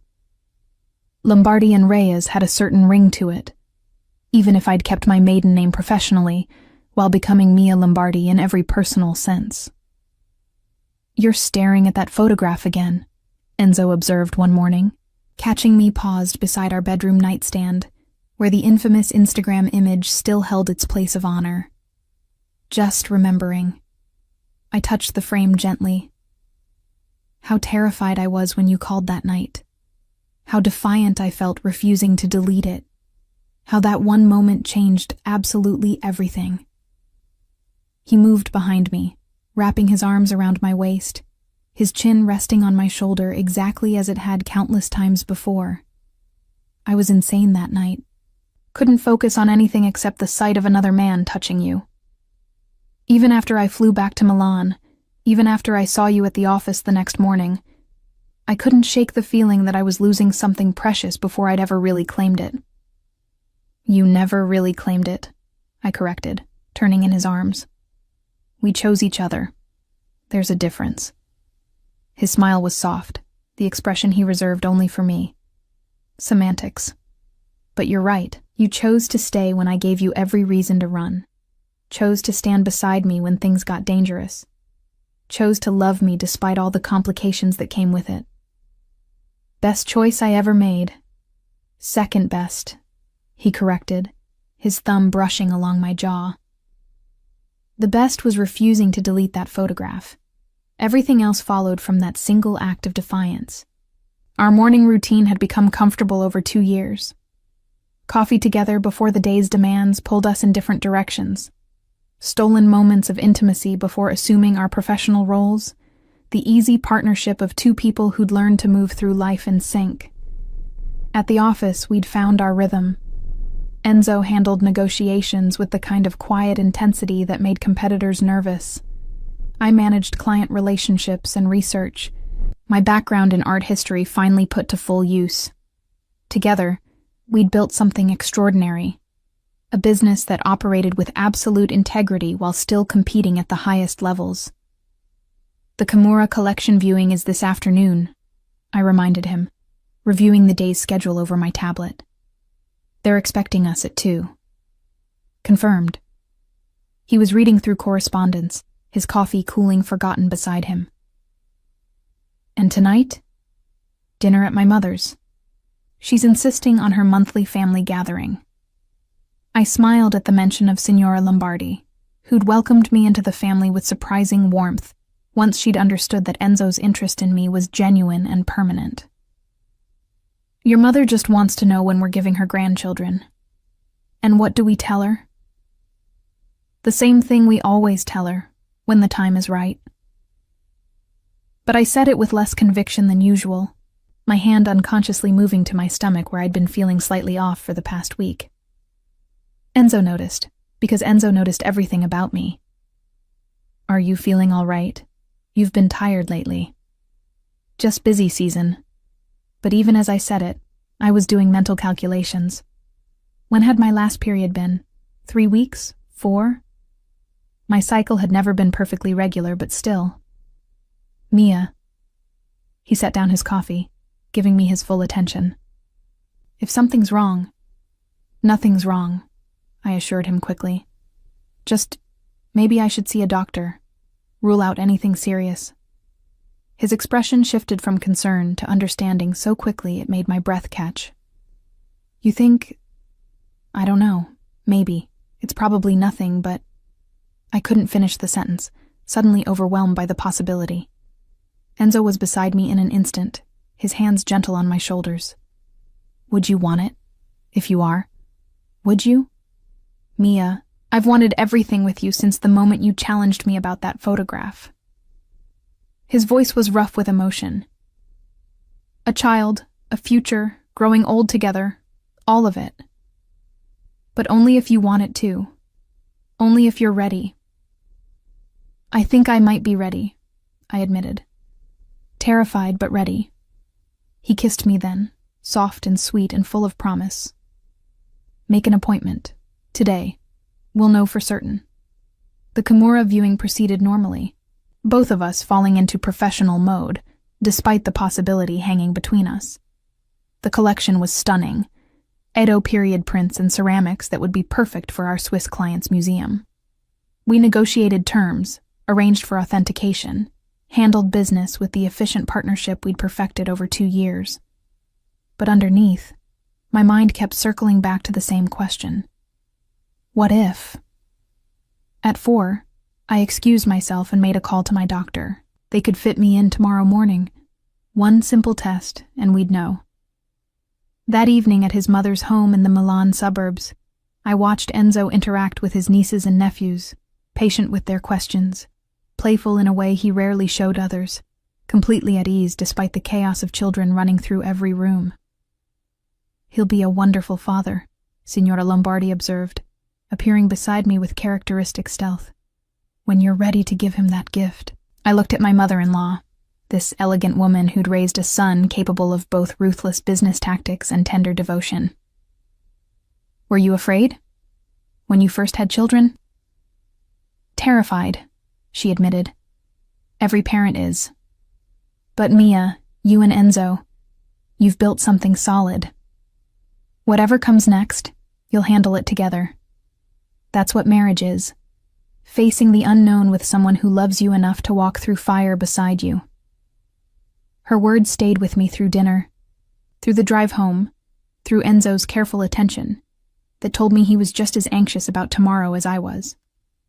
The next morning arrived with autumn chill in the air. We drove to the doctor's office together, Enzo's hand wrapped around mine the entire way. The test was simple. The wait for results felt eternal.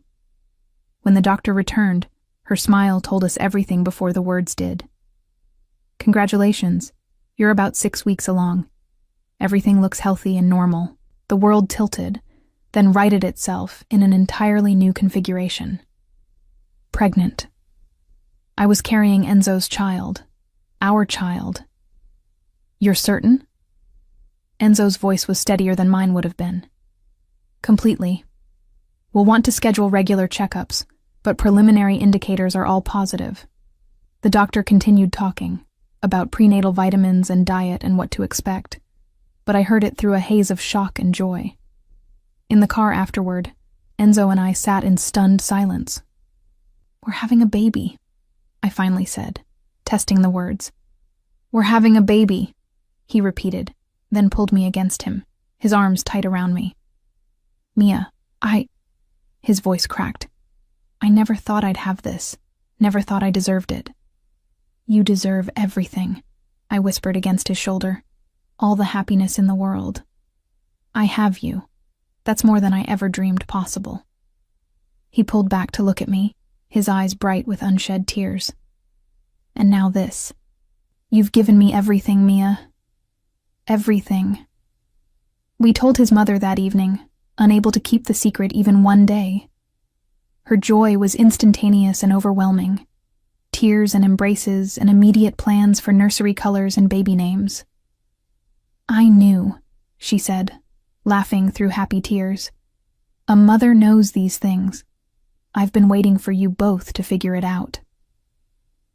The next months passed in a beautiful blur. My body changed, slowly at first, then more obviously. Enzo was attentive to the point of obsessive, monitoring my diet, ensuring I rested enough, adjusting our work schedules to accommodate doctor's appointments, and the exhaustion that came with growing a human. "You're being ridiculous," I told him one afternoon when he insisted I elevate my feet during a client video conference. "I'm being appropriately concerned," he corrected. "You're carrying the most precious thing in the world. My concern is justified." Business continued, though we scaled back on travel, and I handled more negotiations remotely. Our clients adjusted, understanding that Lombardi and Reyes was now a family operation in the truest sense. At 5 months, we learned we were having a girl. Enzo cried when the technician pointed out her tiny features on the ultrasound screen. "A daughter," he kept repeating, wonder and terror mixing in his voice. "We're having a daughter." "Are you disappointed?" I asked, though I'd already seen the answer in his expression. "Disappointed?" He looked at me like I'd lost my mind. "Mia, she's perfect. You've given me perfection." "She's going to have you wrapped around her finger," I observed, smiling. "Completely," he agreed without shame. "Just like her mother." We named her Elena, after my grandmother who'd raised me.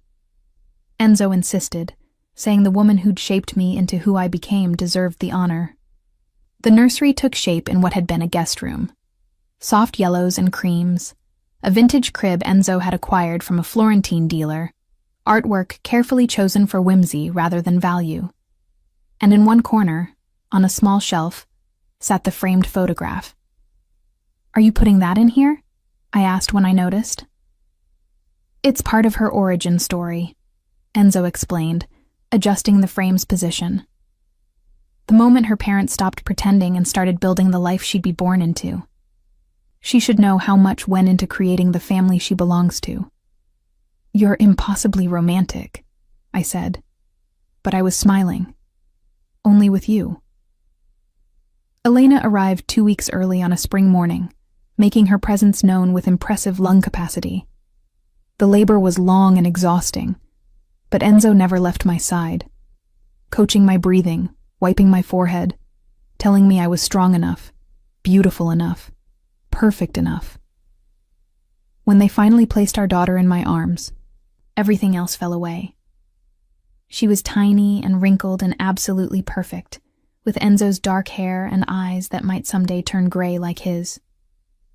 "Hello, little one," I whispered, tears streaming down my face. "We've been waiting for you." Enzo's arms wrapped around both of us, his forehead resting against mine as we looked down at our daughter together. "Thank you," he said roughly, "for this, for her, for everything." "We made her together," I reminded him. "You carried her, grew her, brought her into the world." His voice was thick with emotion. "You're extraordinary, Mia. Absolutely extraordinary." Our families came to meet Elena that afternoon. Signora Lombardi weeping happy tears, Marco, my cousin, making jokes about finally being an uncle, friends and colleagues sending flowers and gifts until the room overflowed with celebration. But the best moment came later, when everyone had left, and it was just the three of us. Enzo held Elena with the careful reverence of someone cradling the most precious thing in existence, talking to her in soft Italian, making promises about the life he'd give her, the world he'd show her, the love that would surround her always. I watched them together and felt my heart expand impossibly further. This man who'd started as my enigmatic employer, who'd transformed into my partner and husband, was now the father of my child. The progression felt both improbable and inevitable. "What are you thinking?" he asked, catching me watching them. "That I'm the luckiest person alive. That's my line." He shifted Elena carefully, making room for me beside them. "Come here. We need a family photo." I snuggled against his side, our daughter cradled between us, and pulled out my phone for a selfie. The three of us, tired, disheveled, completely besotted with the tiny human we'd created. "Should I post this one?" I teased, remembering the photograph that had started everything. "Absolutely." His smile was genuine, warm, free of the jealous possessiveness that had characterized his reaction 3 years ago. "Let the whole world see what we've built." I posted it with a simple caption: "Our newest acquisition, worth more than anything we've ever found." Within minutes, congratulations poured in from clients, colleagues, friends, but the comment that made me laugh came from my cousin Marco. "Better photo than the last Instagram post that caused drama. This one's keeper." "He's not wrong," Enzo observed, reading over my shoulder, though the last one was pretty important too. "The last one got you to finally admit how you felt," I corrected. "No, the last one made me realize I couldn't keep hiding how I felt. There's a difference." He pressed a kiss to my temple. "But this one?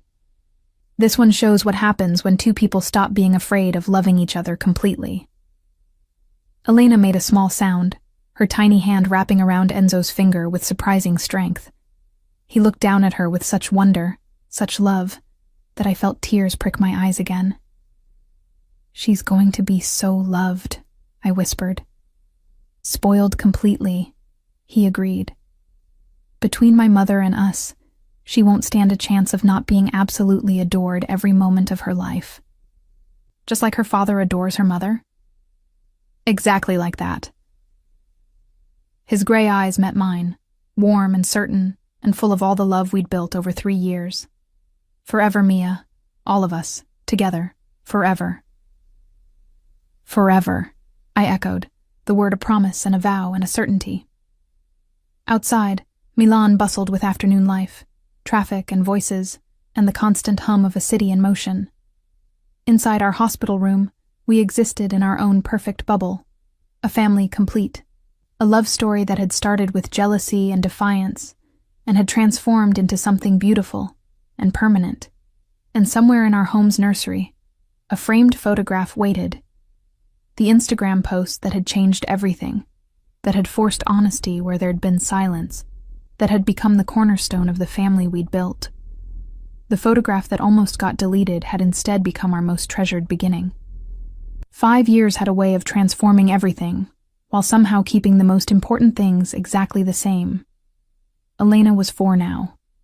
A whirlwind of dark curls and gray eyes that saw too much, just like her father's. She had Enzo's intensity and my curiosity, a combination that kept us constantly entertained and occasionally exhausted. "Papa, why can't we keep it?" Elena asked for the 3rd time that morning, standing in Enzo's office and pointing at a Renaissance bronze sculpture that had just arrived for authentication. "Because it belongs to a museum, Tesoro," Enzo explained patiently, crouching to her level. "We're just making sure it's real before it goes to its new home where many people can enjoy it." "But I want to enjoy it," she argued, her lower lip jutting out in a pout that would have been devastating if we hadn't already grown somewhat immune to it. "You are enjoying it," I interjected, rescuing Enzo from the circular logic of a 4-year-old. "Right now." And when we visit the museum, you'll see it again and remember that you got to see it first." Elena considered this, then nodded with the serious gravity she brought to all her decisions. "Okay, but next time, I want to keep one." "We'll discuss it," Enzo said, which was his diplomatic way of saying absolutely not, "but I don't want to argue about it right now." She scampered off to where her toys were arranged in one corner of the office, a small concession to the reality that running an international antiquities business while raising a child required creative integration of responsibilities. "She's going to be trouble," I observed, watching her settle in with her coloring books. "She already is," Enzo replied, but his voice held only affection. "Just like her mother." "I wasn't trouble. I was professionally assertive. You refused a direct order from your employer based on principle." His arms wrapped around me from behind, a gesture so familiar it felt like coming home. "That's definitely trouble. The best kind." I leaned back against him, comfortable in the ease we'd built over 5 years of marriage. The business had grown beyond our wildest projections. Lombardi and Reyes was now one of the most respected names in antiquities acquisition, known for ethical dealing and scholarly expertise. We'd moved to a larger space 2 years ago, hiring additional staff and expanding into museum consultation. I'd published my first book last year, a comprehensive guide to Renaissance bronze authentication that had become required reading in graduate programs across Europe. Enzo still handled the major negotiations, but increasingly we worked as true equals, our expertise complementing and enhancing each other's. "The Tokyo Museum called again," I said, pulling up the message on my phone. "They're interested in us curating their new European wing." "That's a 2-year project." Enzo's voice held a question underneath the statement. "At least." I turned in his arms to face him. "Would require extended time in Tokyo, probably with us alternating who's there." Or, I hesitated, "we could make it a family adventure. Elena would adapt. A 4-year-old in Tokyo for 2 years?" But he was already considering it. I could see the wheels turning behind his eyes. It could work. She'd become fluent in Japanese, experience a different culture, and your research would benefit from direct access to their collections. "You're already mentally planning it," I accused, smiling. "I'm mentally planning how to make it work if we decide to do it," he corrected. "There's a difference." Elena looked up from her coloring. "Are we going somewhere?" "Maybe Tokyo," I said, moving to sit beside her. "For a long visit. Would you like that?" Her eyes widened with the same excitement she brought to all new experiences. "Can we see Mount Fuji? And eat sushi? And—" "All of it," Enzo assured her, joining us on the floor with an ease that would have shocked anyone who knew only his professional persona. "If we go, we'll explore everything." "Then I want to go." She returned to her coloring with renewed energy. "I'll color a picture of it for you." After Elena had been collected by her nanny for afternoon activities, Enzo and I returned to the business at hand, authenticating a manuscript collection and preparing for an upcoming auction. "It still amazes me sometimes," I said, reviewing provenance documents, "that this is our life, that we built this together." "Does it feel different than you imagined?" Enzo asked, looking up from his own work. "Completely." I set down the documents. "When I took the job as your assistant, I thought I'd spend a few years learning the business, then move on to something else. I never imagined." I gestured around us, encompassing not just the office but everything we'd created. "That you'd fall in love with your demanding employer? That I'd find a partner in every sense that matters? That I'd build a family and a business and a life that feels exactly right?" I moved to sit on the edge of his desk, a familiar position from countless previous conversations. 5 years ago, I was terrified of losing my job because I wouldn't delete an Instagram post. Now I can't imagine my life without you in it. Enzo's expression softened in the way it only did in private. "That photograph is still the best thing that ever happened to me. Well, second best." His gaze drifted to where Elena's coloring supplies were scattered. She might edge it out. Might? I teased. The photograph led to you. You led to her. It's all connected. He stood, pulling me against him. And I'm grateful for every moment of it. Even the parts where I was insane with jealousy. Especially those parts, I corrected. Because they made you honest. Made us honest. His kiss was familiar and still thrilling. 5 years of marriage having done nothing to diminish the heat between us. When we broke apart, both slightly breathless, he rested his forehead against mine. I love you, he said simply. More now than that first night I called demanding you delete the photograph. More than the day we got married. More than yesterday. And I'll love you more tomorrow than I do today. That's mathematically impossible, I replied, emotion making my voice thick. There's an upper limit to how much love a person can contain. Then I'll keep expanding the limits. His thumb brushed along my jaw in the gesture that had become his signature touch. Forever, Mia. That's how long I intend to keep loving you more. The afternoon proceeded with meetings and emails and all the mundane business of running a successful company. But underneath, I felt the contentment of a life well lived, a partnership that worked in every dimension, a love that had started with chaos and settled into something solid and sure. That evening, at home in the house we'd bought 3 years ago, a converted loft in the Brera district with space for Elena to play and a dedicated study for my research, we fell into our usual routine. Dinner together, bath time negotiations with a 4-year-old who had opinions about everything, story time in Elena's room beneath the mobile of art history figures that Enzo had commissioned from a sculptor friend.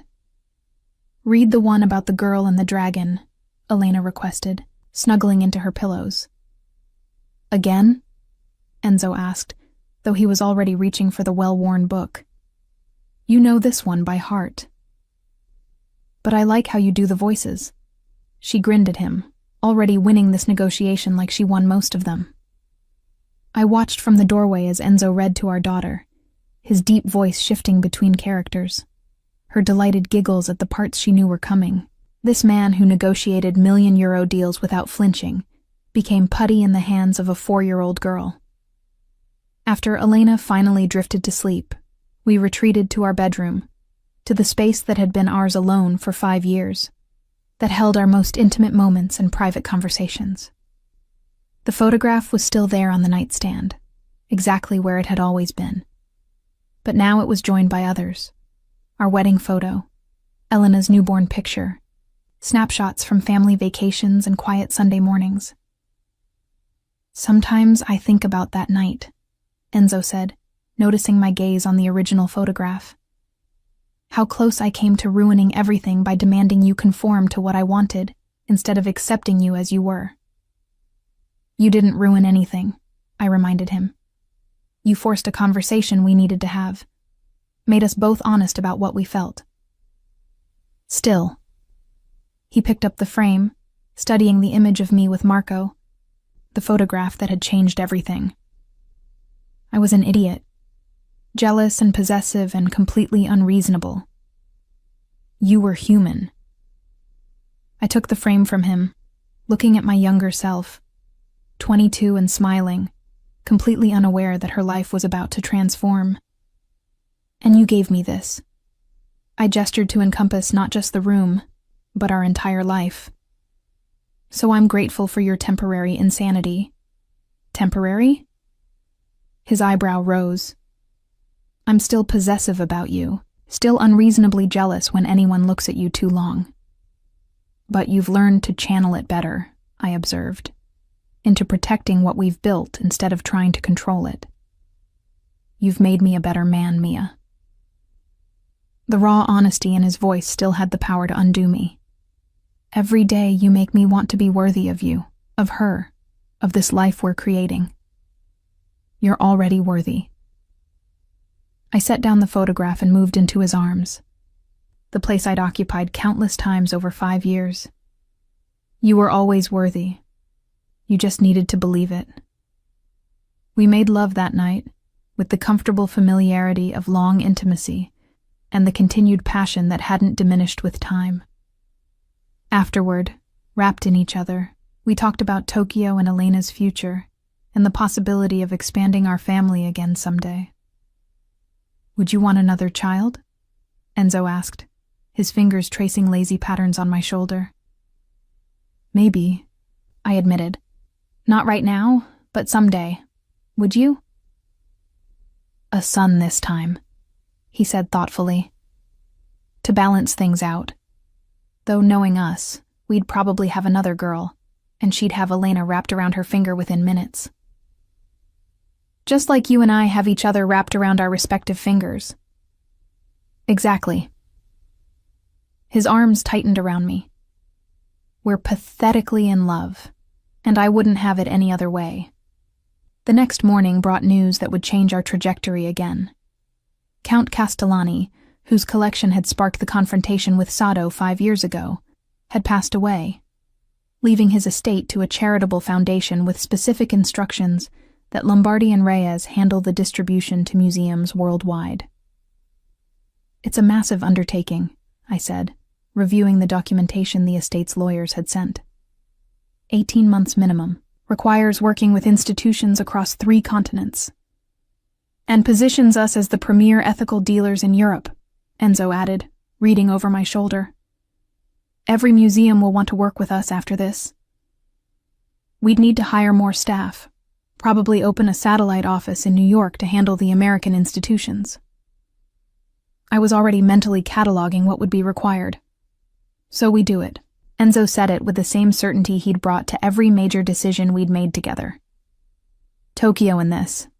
We make both work, because that's what we do. We find ways to make impossible things possible. When did we become people who take on impossible things? I asked, but I was smiling. The moment you refused to delete that photograph. His arms wrapped around me from behind as we both looked at the screen full of opportunity. That's when you taught me that the impossible was just the not yet accomplished. We spent the day planning, strategizing, making calls to potential hires and trusted contacts. By evening, we had the framework of a plan, aggressive but achievable, if we were willing to work harder than we'd ever worked before. Are you sure? I asked Enzo that night as we reviewed our strategy. This is going to consume the next 2 years. Late nights, travel, constant demands. With you beside me? He didn't hesitate. Absolutely. We've built something extraordinary, Mia. This is just the next evolution of it. The next evolution, I repeated, liking the phrase. From your assistant to your partner to what? Internationally recognized antiquities experts? To whatever we decide to become, he corrected. Together. That's the only requirement, that we do it together. Elena appeared in the doorway, rubbing sleep from her eyes. Can't sleep, she announced. Too many thoughts. Come here, Tesoro, Enzo said, opening his arms. She climbed into his lap, and I watched them, my husband and daughter, the family I'd built with a man who'd once been my enigmatic employer. What thoughts are keeping you awake? I asked, smoothing her dark curls. If we go to Tokyo and help museums and see new places, will we still be us? Her question was so earnest, so concerned, that my chest ached. Always, Enzo assured her. No matter where we go or what we do, we'll always be us. Your mama and I, we figured that out 5 years ago, that the location doesn't matter as long as we're together. Because you love each other? Elena asked. Because we choose each other, I corrected gently. Every day. That's what makes a family. Choosing to be together even when things get complicated. She seemed satisfied with this answer, settling more comfortably against Enzo. Then I want to go to Tokyo and help with museums and see everything. Then that's what we'll do, Enzo promised. Later, after returning Elena to her bed and finishing our own preparations for sleep, I found myself once again looking at the photograph on our nightstand. Do you ever wonder what would have happened if I had deleted it? I asked. If I'd just complied with your demand instead of pushing back? Enzo considered this seriously. We would have found another way. Maybe taken longer, been more circuitous about it, but we would have ended up here eventually. You sound very certain. I am. He pulled me against him, our bodies fitting together with the ease of years. Some things are inevitable, Mia. You and I? We were inevitable from the moment you told me mediocrity was unacceptable. The photograph just accelerated what was already in motion. So it wasn't the catalyst, just the speed increase. It was the moment of truth, he corrected. The point where I couldn't pretend anymore. Where jealousy forced honesty and honesty forced change. That photograph didn't create what was between us. It revealed it. I thought about that as I drifted towards sleep. About the young woman I'd been 5 years ago, taking a selfie with her cousin, completely unaware that her life was about to transform. About the man who'd seen that photograph and lost his carefully maintained composure. About how one moment of defiance, one refusal to simply comply, had sparked everything that followed. I'm glad I was stubborn, I murmured against Enzo's shoulder. I'm glad you were fearless, he replied. Still are. It's one of the 1,000 reasons I love you. Only 1,000? A conservative estimate. His lips brushed my forehead. Sleep, amore. Tomorrow we start building the next chapter. The next chapter. It felt appropriate. 5 years had been the foundation. Learning each other, building trust, creating a family and a business and a life that worked in every dimension. The next phase would be evolution, expanding into new territories, taking on challenges that would test us in different ways, continuing to grow both individually and together. But the core would remain the same. Partnership, trust, love that had been forged through honesty and maintained through choice. In the morning, Elena bounced into our room as sunrise painted the sky in shades of amber and gold, announcing that she'd decided Tokyo needed to happen immediately because she'd dreamed about Mount Fuji. Patience, Tesoro, Enzo said, pulling her into bed between us for morning cuddles that had become family tradition. These things take time to plan properly. But I'm ready now, she insisted with 4-year-old logic. Being ready and being prepared are different things, I explained, brushing her curls from her face. We need to make sure everything is arranged properly so our adventure goes smoothly. She sighed dramatically, but accepted this, snuggling between us with the complete trust of a child who'd never known anything but love and security. Later, at the office, we formally accepted the Castellani estate project and began the complex work of cataloging, authenticating, and placing priceless artifacts in appropriate institutions. It was exhausting, exhilarating work that required every skill we'd developed over the years. This is what we were meant to do, Enzo said one evening, as we reviewed placement proposals for a collection of Venetian glass. Not just deal in antiquities, but ensure they end up where they can educate and inspire. When did we become idealists? I teased, though I felt the same sense of purpose. The moment we realized we could make money and make a difference, he replied seriously. That we didn't have to choose between commercial success and ethical responsibility. You've changed, I observed, from the man who operated in gray spaces to someone who actively promotes transparency and scholarship. You changed me, he corrected. You and our life together. Hard to maintain cynicism when you're raising a child and building a legacy you want them to be proud of. The months that followed were intense but rewarding. We opened the New York office with a trusted colleague managing day-to-day operations, hired additional staff in Milan to handle the increased workload. I published a second book, this one on ethical acquisition practices. Enzo gave talks at universities about the intersection of commerce and cultural preservation. And through it all, we remained us. partners who'd learned to navigate professional demands and personal needs with practiced ease. Parents who made time for school plays and bedtime stories despite international conference calls. A couple who still looked at each other across crowded rooms and felt that same spark that had ignited 5 years ago. On our 5th wedding anniversary, Enzo surprised me with a trip to Tuscany, just the two of us, Elena staying with his mother, who absolutely delighted in spoiling her granddaughter.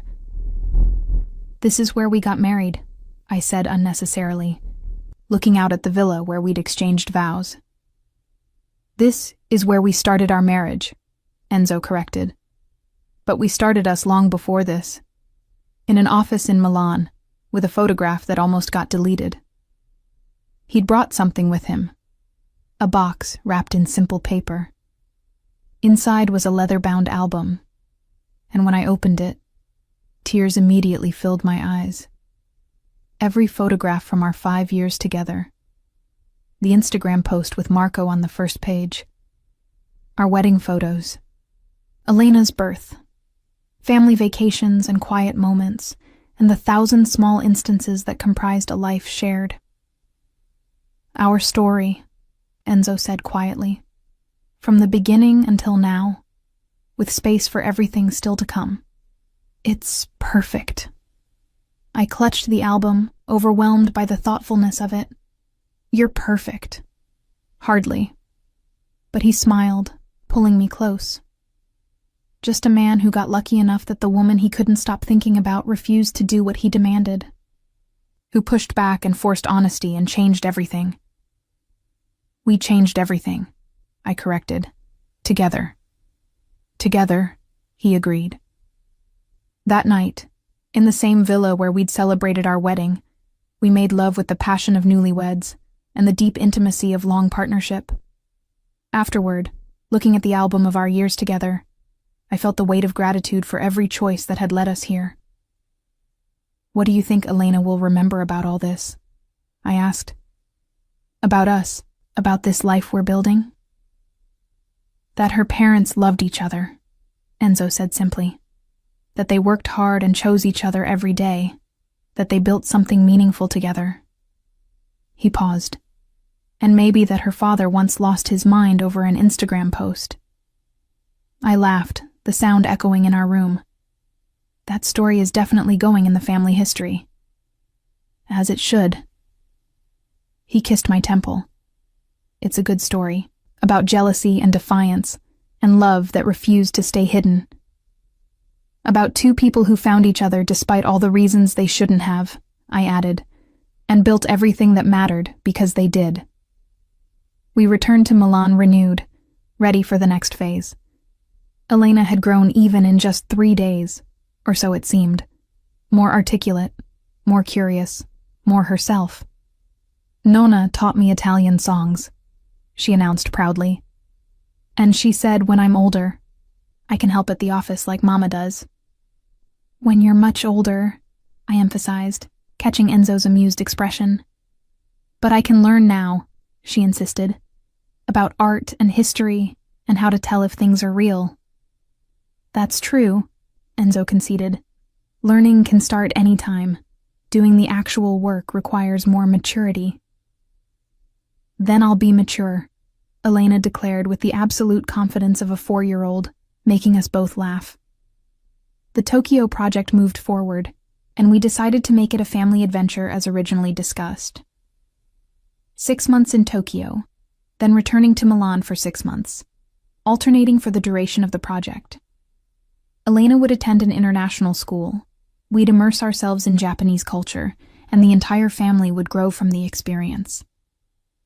"Are we crazy?" I asked Enzo the night before our first departure for Tokyo. Uprooting a 4-year-old, managing a business across continents, attempting to curate an entire museum wing while parenting? "Completely crazy," he agreed cheerfully. "But we've never done anything the conventional way. Why start now? Because conventional is safer? Conventional is boring." He pulled me against him, his arms secure and certain around me. "And we're many things, Mia. But boring isn't one of them." Tokyo was everything we'd hoped. Challenging, exciting, overwhelming, and absolutely perfect. Elena thrived in the international school environment. The museum work pushed us professionally in new ways, and being together as a family in a completely different culture somehow strengthened our bonds rather than straining them. "She's happy," I observed one evening, watching Elena play with new friends in our temporary apartment's common area. "She is," Enzo agreed. "And so are you. I can see it." He was right. Despite the challenges, despite being far from home, despite the constant juggling of responsibilities, I was happy. We were happy.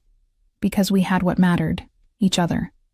On the 1-year anniversary of our Tokyo project, I discovered I was pregnant again. The news was both surprising and welcome. Life continuing to evolve in ways we couldn't quite predict, but could absolutely embrace.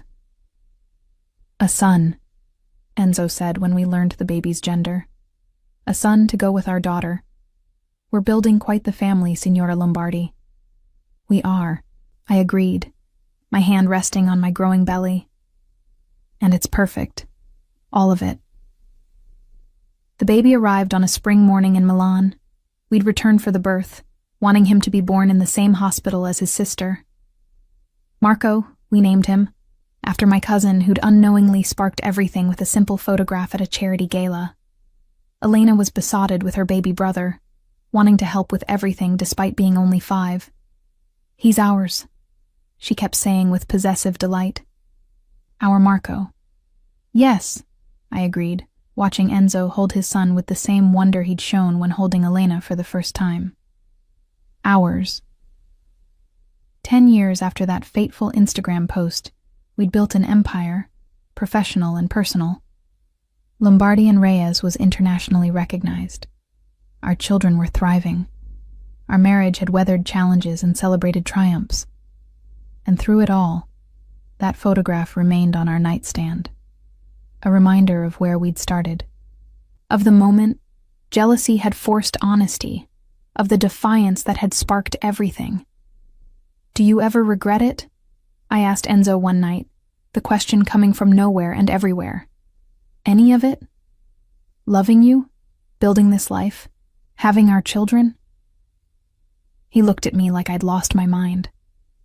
"Never. Not for a single moment."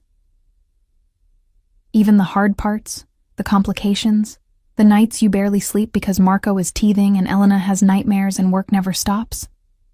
And especially those parts. He pulled me close, our bodies fitting together with the ease of a decade together. Because those are the parts that matter, Mia. The messy, complicated, exhausting, absolutely beautiful parts.